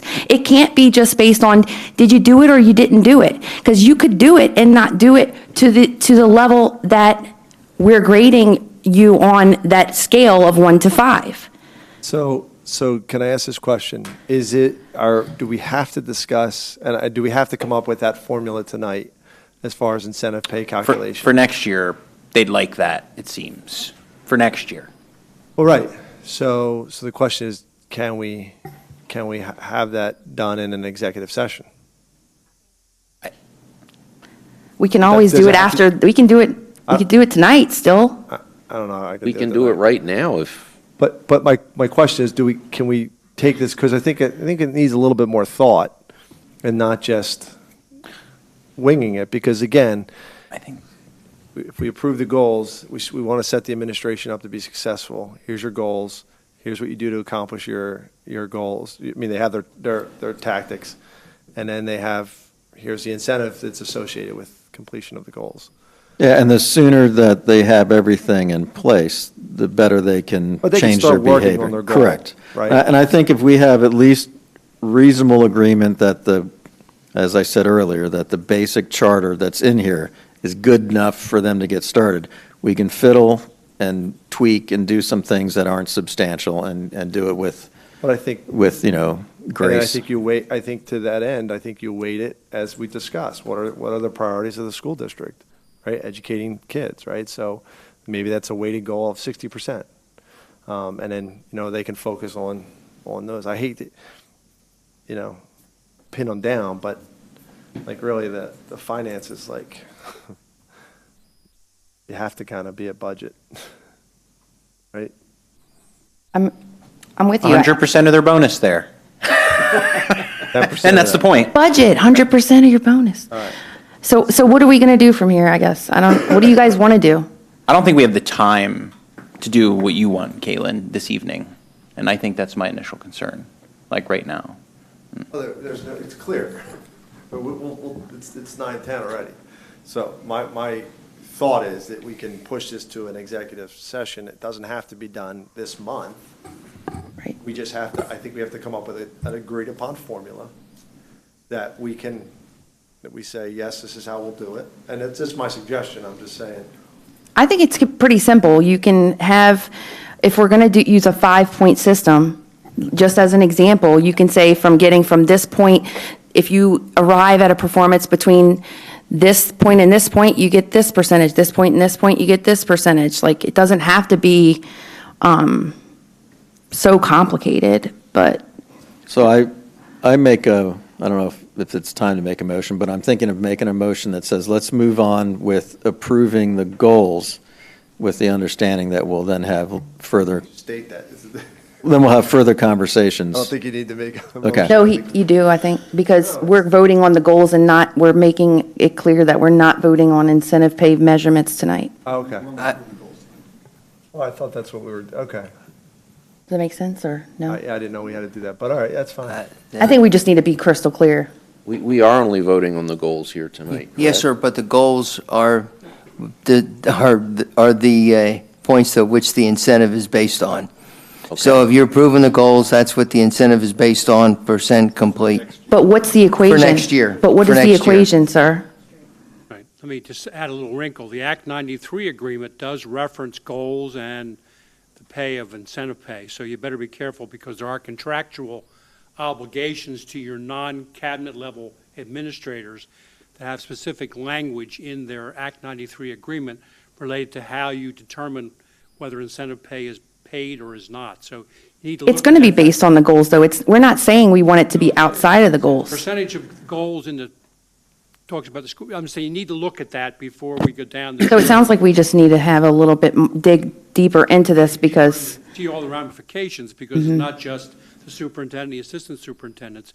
And the other thing is, one of the reasons why your compensation levels for administrators are not necessarily equal to other county districts, but you have the incentive pay, which is another thing that other districts don't have. So you need to look at your whole payroll kind of approach, because you want to keep good people here, and that's one of the reasons why you may not pay a base salary as much as you would somewhere else, but you have the incentive component that's an attraction to people that come to work here. So you need to look at all those Well, elements. no, and I think that's a very valid point. But to that end, I think, if somebody's walked up to you and they said, how do you rate, how do I know if I'm going to get my incentive pay? And we say, you accomplish your goals. And then I say, but we weight our goals on a scale, that things that are important to us versus not. So, and I definitely agree with you. It's something you absolutely have to factor. we just don't know the equation. I think that's where we are right now. We don't, Jeff? because we're not doing the goals based on just a percentage.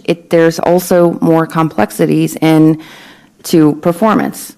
For instance, academic, now we actually have specific numbers that we're going to be driving for academic performance. That doesn't fall into a percentage completion. So we need to figure out an equation. I think that's just where we are. Was there any deadline mentioned in that initial look over, like a date deadline that we should be aware of? I think it says something like October, the performance incentive is paid as lump sum after September 30. So I guess That's Act 93. that's your Act 93 agreement, so. Right, but the That's deadline, last year. the goals that we set here, if we're going to make any addendums to maybe something, if we approve it today, for example, we want to layer in another set of standards or something, we have the right to change it over the next few months, I need to look- or embellish. I need to look more carefully at the Act 93 agreement. I'm just looking at a piece of it here. So So- whether you can add or change really depends on the clear language of that, and I don't want to give you. But I think that's important as what we all want to do right now, right? So I don't think anybody wants to give them the nod on this as it exists without knowing that we have the right to kind of make some minor adjustments without moving the goalpost. per se. My recommendation to the board is that you look under the measurement for completion of the goals under each one of the domains, and that's the administration's recommendation. But that's not a measurement of how well you did it. You could do something and it may not be That's done well. administration for 1920, that's what the administration recommends to the board. They are incredibly rigorous goals and objectives, a lot of work, and that's what we recommend. If I heard you correct, Mr. Garten, this is contractual, correct? Well, I think the thing that sometimes we lose track of is that when you talk about these district goals, perhaps there's too much, well, there's focus that's appropriate on senior staff, but how you arrive at the goals and how you measure the goals has a rippling effect throughout your entire administrative staff, whether it's principals or whatever. So you need to look at this thing globally as well as to the assistant superintendents, the superintendents, and the like. So I'm only asking that you make sure you look at it globally so you understand the implications with respect to the entire workforce who are in the Act 93 agreement. So I'm reading it right now, and I think this is relevant. The incentive will not, it says the performance incentive will be paid, as you were mentioning, in a lump sum. The incentive will not be made part of the base salary. At least one goal will be a group goal for all members of the administrative unit. At least one goal will be established by level, elementary, middle, high school. The goals for the coming year will be established by October 15th. So that's the date it appears that we have until to determine that. Of each year based on the superintendent's goals as approved by the board school directors. These goals will be reduced to writing with performance standards that allow for objective evaluation results. The incentive will be divided in equal portions among the Act 93 administrators involved with each goal. Okay? In each year of this agreement, the maximum amount of the performance incentive shall be increased from prior year percentage by the difference between 30, I'm just going to skip the number part, and then it goes to say 60% of the amount will be based on percentage completion of K-12 goals, and 40% of this amount will be based on goals by level, which is what we did discuss before. So in no way in here does it, obviously we need to make the incentives match the goals. We can't just make a goal for an incentive that doesn't match what we have here, but in nowhere that I'm reading here does it state that we as a board can decide how that incentive pay equation is mapped. And in fact, if you want further context for that, you can go to the contract, Dr. Horner's contract, where it does state that the board annually agrees on those criteria. So in the document before us, if you look at the domain one, half of it's on the metrics and half of it's on the sort of the pass-fail stuff. It's completely calculatable. I mean, I frankly am a little fearful about the specificity. I mean, it's great to see that we hope to increase the PSAT scores by 3%, right? We hope to have, make sure NOCTI stays above 85%. These are freaking ridiculously specific at every level. I mean, maybe you didn't read these pages, but, the equation is, as it's set up, the only thing that I see maybe missing is the differentiation between the domain weighting. Because I think domain one is really, really, really important. And to your point about financing, it's almost like if we don't do that, someone's going to probably be behind bars. But nonetheless, even as written, I could go up to the board and write an equation. Write it. Okay, so it's domain one, right? Think of it, that I'm going to compute it. Domain one is 50% of A, B, C, D, E, and then the rest is all of these, page 10, 11, 12. So are you going to say all of these are going to be, because first of Yes, all, because it says and there's a little bit of, target exceeded, target met, right? So there's even some, what I would say, some gradation there. And then the only problem is I'm going to add up domain one plus domain two. I would like to put modifiers on front of each one of those to say, I think domain one is 50% of the grade, so to speak. Domain 2 is maybe, I don't know, we'd maybe have to think about that. At the moment, they're equally weighted, I guess, Nancy Ann, in the spreadsheet, but nonetheless, there's everything here that could be used to create that equation. It's all black and, well, it's not, it's red and some black. But it's pretty much black and white. But It's those just don't crazy. encompass every single goal in domain 1 and 2. They only look. encompass certain ones. And then what about domains 3 through 5 that don't have any measurements? Well, they have the pass-fail ones. Right? Which, what's wrong with that? Well, I don't like pass-fail. I think I'm Well, clear as why I did don't. we implement an MLK day? How are you going to grade Some of that? those, no, some of those are appropriate. I'm not So how saying you that gonna some grade of, no, some of those are appropriate. Well, I've stated that previously, but what just I'm going trying to with it say. all appropriate. No, I don't, I think that's not the case. Well, then you need to give some feedback. And subtract those yes/no. All right, so what, can I go back to the question we had before you started your equation? The incentive pay, is that, so if we vote tonight to table that discussion until we can agree upon it, is that in violation of the contract? No, because it's based on goals. Right. So you establish the goals. The goals will be established. Goals will be Incentive pay will established. be based on goals. Based on goals, yes. So there's no contractual Well, issues. the contractual obligations are that for senior administrators, that the goals you said here is an element and a factor in how they get their incentive pay is paid. Absolutely. Right. Correct. So goals is a long way, is most of where the incentive pay will be derived. Absolutely. Right. So, okay, I see what you're saying. So it's not based on proficient, distinguished, that No, has it's nothing not. to do. Contract That does all, not identify that's those only categories. goals. Right, Okay, only that's fair. That's fair. now, okay, but I'm gonna It is. just It is mention fair. though that it does say that it's based off of the goals. However, it doesn't state, let me go back to this.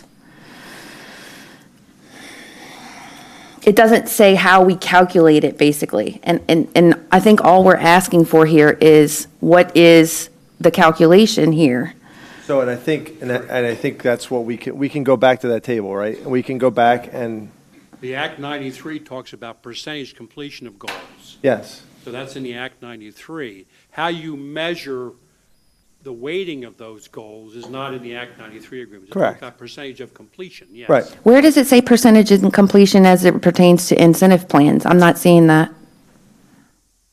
Look at the fifth line down. 5. Or sixth line down. Says the left for the percentage completion of goals.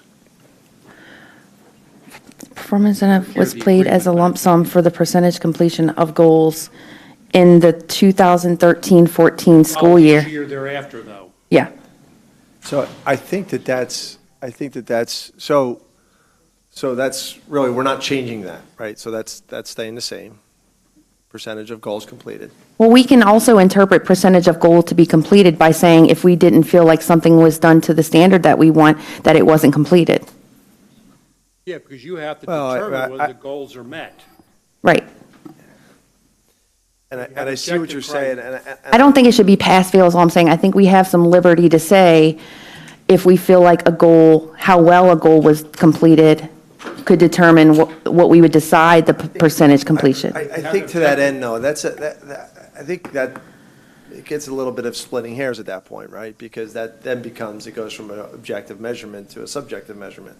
So how would you rate that they didn't do? Well, that's why everything should be measurable. We're going back to. I disagree. I mean, Caitlin, we do this all the time. One of my goals this year for my department was that I do a tabletop exercise on large-scale incident that took place involving a downed helicopter. That was my goal. So it was, at the end of the day, did I do that or not? What went into that, I didn't have to justify that to my boss at all, that I had to have, 6 months of meetings, meet with all these, folks. That's not part of my goal. No, I'm talking about the outcome of your goal, though. But Did it you was a do yes it or no. well? It was a yes or no. At the end of the day, it was a yes or no. And so that. So that then where- happens. but- Like, but I then don't know that- how does it like, factor It wasn't into- like I did it then my boss would come back and say, well, I know you did that, but to me, you only did, like 75% of it. You accomplished the goal, but it was 75% worth. It was, you got like a C+ on the way you handled it. That's what I think we're talking about, and I think that's where you start splitting hairs. There's other incentives that I have that are clearly around data metrics, right? So, finances and how well I operated the budget and, where I am relative to volumes last year versus this year. I mean, there are certain things that are important, and so that are clear, here's the data, right? The data is, the objective numbers. Do they ever hold you to patient outcome? Absolutely. Hospitals are held to patient outcomes all the time. Yes. That's a tough one, right? Absolutely. And they're held to, patient Readmits, satisfaction scores. right. And they're held to, how well was you, did you develop an infection while you're in the hospital? I mean, there's a lot of things that Right. they are that really, some would argue, like we're having here, it's like out of our control, right? Yeah. I mean, if you're malnourished and you don't, you have. You don't all follow kinds of orders. comorbidities and come in the hospital, you have a likelihood that you're going to Right. get sicker. You don't come to school, you don't study. Yeah, So- yeah, it's tough. There are certain things that are in our control and certain things that are outside of our control, but I would say that you absolutely have these cases where it's pass-fail. I'm not arguing that. And I don't want to get into, I don't really think that we can get into, I think I agree with you to some extent that doing something that's, just to check the box is what we're worried about. We're getting into the weeds, though, because what we're trying to determine is, since our goals are not based on pass-fail percentage completion, okay? Right now, how are we going to decide if something was percentage completed when it comes to the academic scores, for instance? How would you calculate that? Mr. Klein, could I interject? They have the targets on academic scores. Yeah, I think that's the SAT clearest scores are part. black and white. Yeah, I think that's the clearest part of what Yeah, we're talking about. That to me was the easiest, because it's right here. But see, Yeah, what while we we're don't talking- have determined, though, is what percentage of your incentive pay do you get for each of those categories? Well, personally, I don't think we should go to a weighting system, because human nature would be if you have 50% of your grade in one domain, you're going to spend 50% of your time in that domain. So, Well, that would be, we would want that. If we don't want that, then we don't do that, right. Yeah, that's the whole point. If we want to emphasize 50% of your grade is based on this, then we do it. If we don't, we don't. So, but. Yeah, that's my Mr. Klein, can I say something? Wait, one more thing, though, I know I've talked a lot, I'm sorry, but before I lose it, that goes back to what I was saying earlier about each category, you get a percentage of the incentive pay, is what you just stated. So we don't have a clear understanding right now of target exceeded, target met, partially met, not met. Do we want to say that each category, you get a certain percentage? Does that make sense? So you just mentioned before that it's the most clear thing that we have in here is where those data points fit into each of those categories. So that being said, if we were to say, hey, you met all of your categories plus 5 or however we did it this year, then we'd have a specific outline of how much you're going to get of your incentive pay based on the specific grading of the targets that are outlined here. So. Go. So, Mr. Jackson, you wanted to say something? I was just going to say one really quick thing. Can I make a suggestion? We break this into two things. Let's first approve the darn goals. I think they're in the right direction. The big things are there.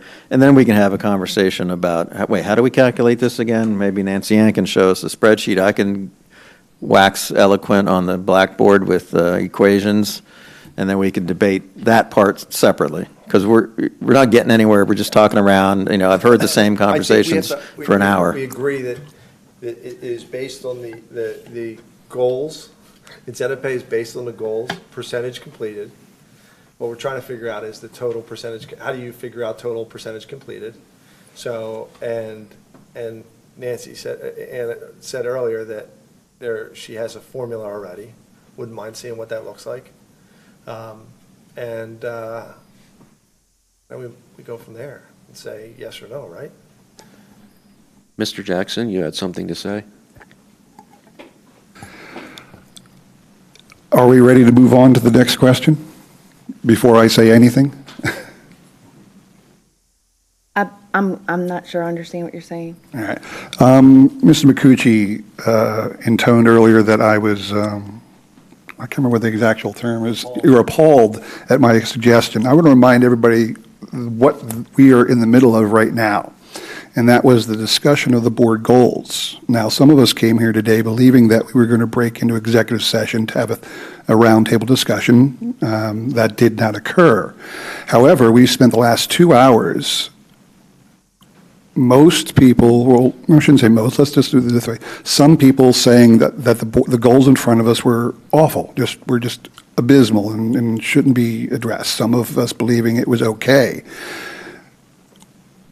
We were told to go home last week, put our lists together of how we thought we should amend those goals from last week. Thankfully, Mr. Diliberto did a diligent job and put those forward. I'm not aware of anybody else who did so. If I'm mistaken, I'm mistaken. You are mistaken. Did you put yours back to the administration before Monday? Sir, I sent mine in first thing on Tuesday morning, and I totally understand, but this is the thing. The administration met Monday afternoon, so if I would have sent it out Monday night, it wouldn't have been taken in consideration anyway. And but anyway, yes, I did provide the feedback, so. No, okay, granted.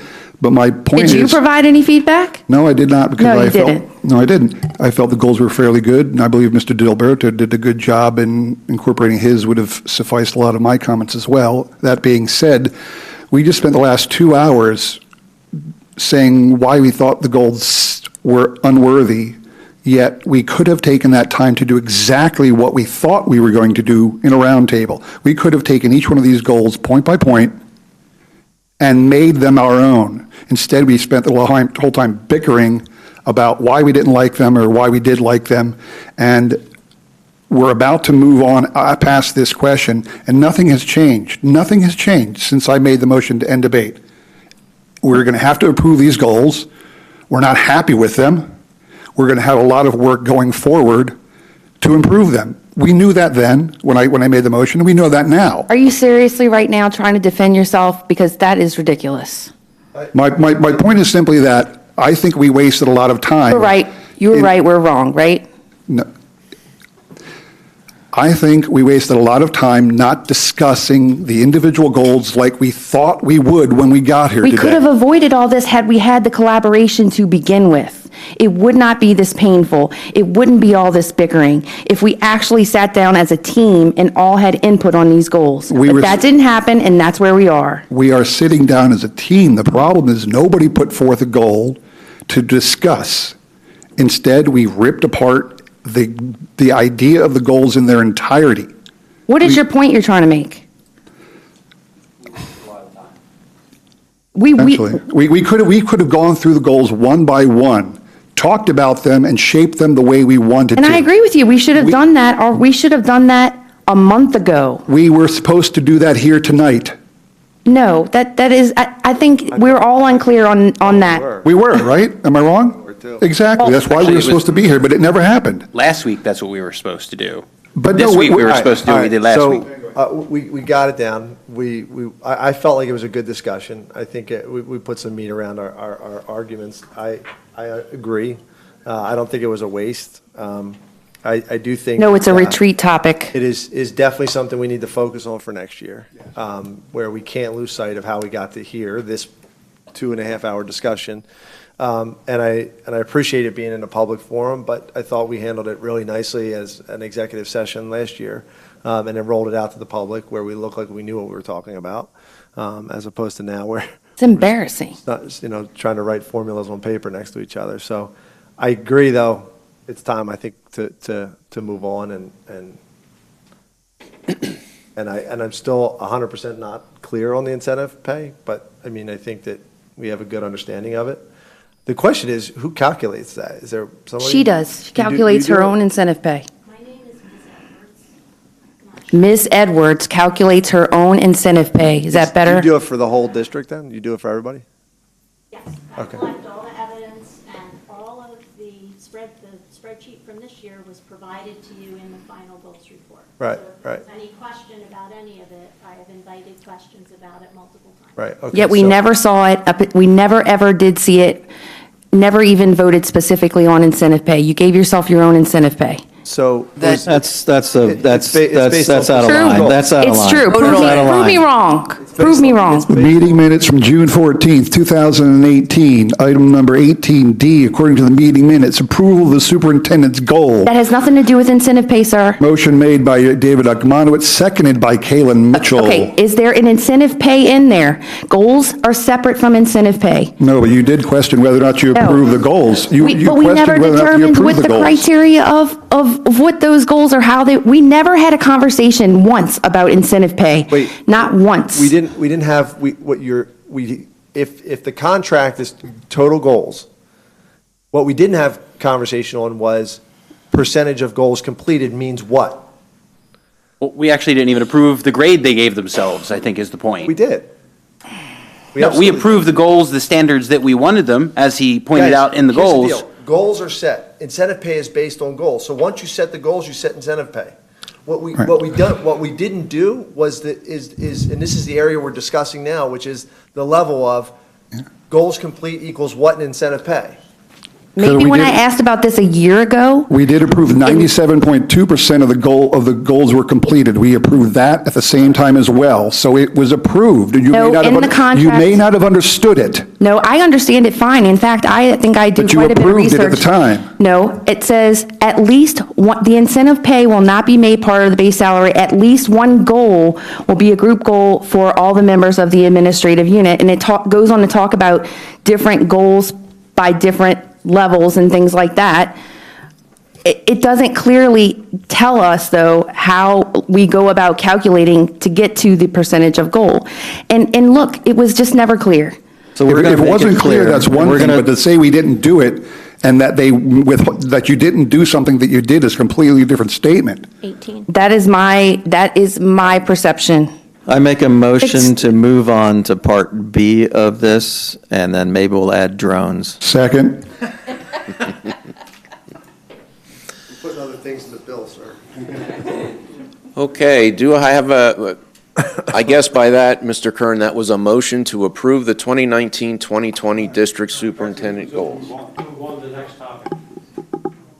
That, No, I think, He said B. Can we agree that we're ready can we to just go? agree with that we'll vote on the goals now? I don't think we need a Yes. motion. The motion should be to approve the goals for That is- 2019. That is the Correct. motion. No, we didn't. That is the motion. Mr. That was the Kern? motion. Would you like to amend your motion? I amend the motion. Can we please approve the 2019-2020 district superintendent goals As presented. as presented? It's already on the table. Second. Motion. That's not the motion he made. And we were doing the discussion. He was asking to end discussion. He just amended it to, let's vote on it Oh, now. all right. Okay. Should this be a roll call vote? Hell yeah. Let's see what you hear first before. Okay. The motion was made by Mr. Kern. It was seconded, Mr. Jackson? Mr. Jackson. Okay. All those in favor of approval of the 2019-2020 district superintendent goals as presented, say aye. Aye. Opposed? Opposed. Motion carries 8-1. Okay, that moves us to information items. There is a transportation renewal with Plumstead Christian School for the 2019-2020 school year. There is the May 2019 student activity report. We have the board briefing book. There is summer hiring and also the Quakertown Boys Ice Hockey Club, which we heard about earlier. That brings us to new board business. I'd just like to shout out to Mr. DiGilberto and your new coach for putting together the document that's there as an information item for the ice hockey team. It's great when we're getting more students involved in sports. Thanks. And I think on the middle school team too, it's grades 5 through 8. So if there's any elementary school principals out there, you can let the rising fourth graders know that they can start playing ice hockey. They're always yelling. Always. And I had a comment too. I don't want to cut you off. Go ahead, sir. I was at the Richland 8th grade, what's it called, rising ceremony? It's not called graduation, right? Moving up day. Moving up day. It was awesome. I thought Dr. Bubser did a great job. She really just conveyed how she felt about the students, that she cared about them, and it's important for them to feel good about themselves. Do you want to do your quote at the end, your wrap-up quote? No?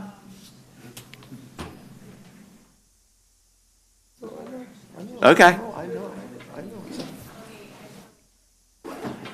Oh, sorry. Do you have it memorized? We can come back to her. No, it was really good, though. I never heard it before. You'll have to come up to the microphone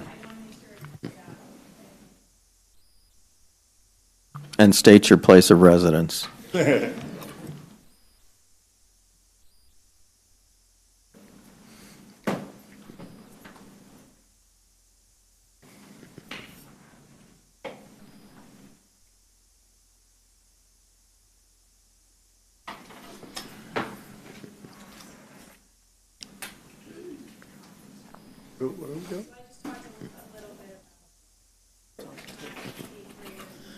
We can't hear you. Can't hear you. You can just do the end wrap-up quote. I thought that was awesome.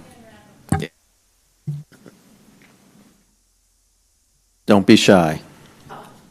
Usually shy. That's Yeah, you all did. right. All right, it went like this. Behind you, all your memories. Before you, all your dreams. Around you, all who love you. Within you, all you need. And then I just said, so cherish today, enjoy your last day in middle school tomorrow, and after tomorrow, create the future. You're welcome. Very nice.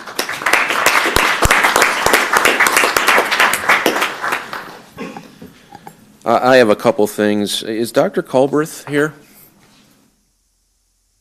Congratulations on your doctorate from Vanderbilt.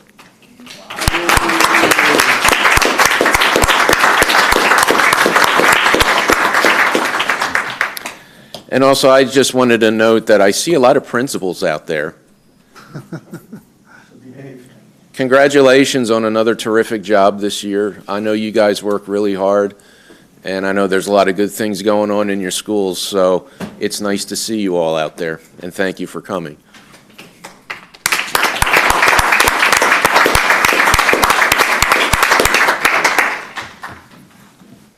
Any other board comments? This brings us to our last public comment. Is there any public comment? Mr. Gottschalk, state your area of residence. I will. Yeah, just very quickly. Scott Gottschalk, Richland Township, proud parent of 2 students here at Quakertown, one of which will be walking across the stage tomorrow. So very, very proud of that. What I wanted to do is publicly acknowledge the monumental work that's happening over at Neidig right now. As you know, we're packing up, moving things over to Tuhican Valley for the year. I wanted to thank Rob and the facilities department. They've moved this week, I think, 70 to 80 pallets just this week, in addition to the hundreds that have been going over to TV. Unbelievable amount of work going on by his team. And I really need to acknowledge the teaching staff at Neidig, too. I wanted to make sure the board was aware of that. In addition to closing down the school year, they are packing everything to the paper clip in their classrooms and boxing it up, labeling it, working together, really synergizing, I'll say.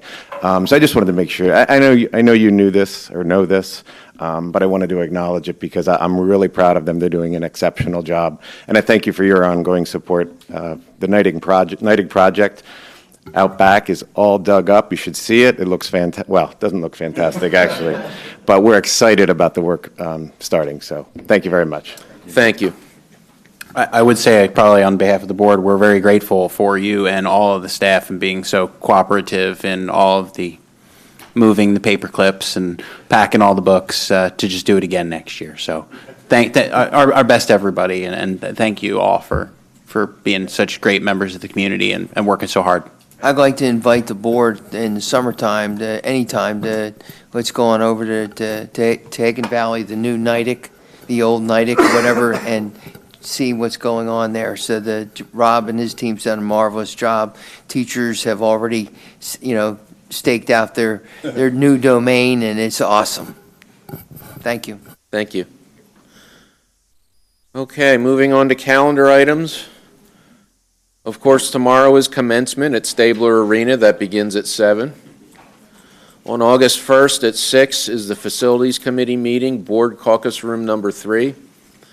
On August 8th at 7 is a work session, regular voting meeting here in the community room. And on August 22nd, we have the next Education and Curriculum meeting, the next Finance Committee meeting, and of course, a regular work session, regular voting meeting as well. Do I have a motion to adjourn the meeting? Yes, sir. Mr. Kern, do I have a second? I got it. That was Mr. McCucci. All those in favor say aye. Aye. Opposed? This meeting is adjourned. Can I see you?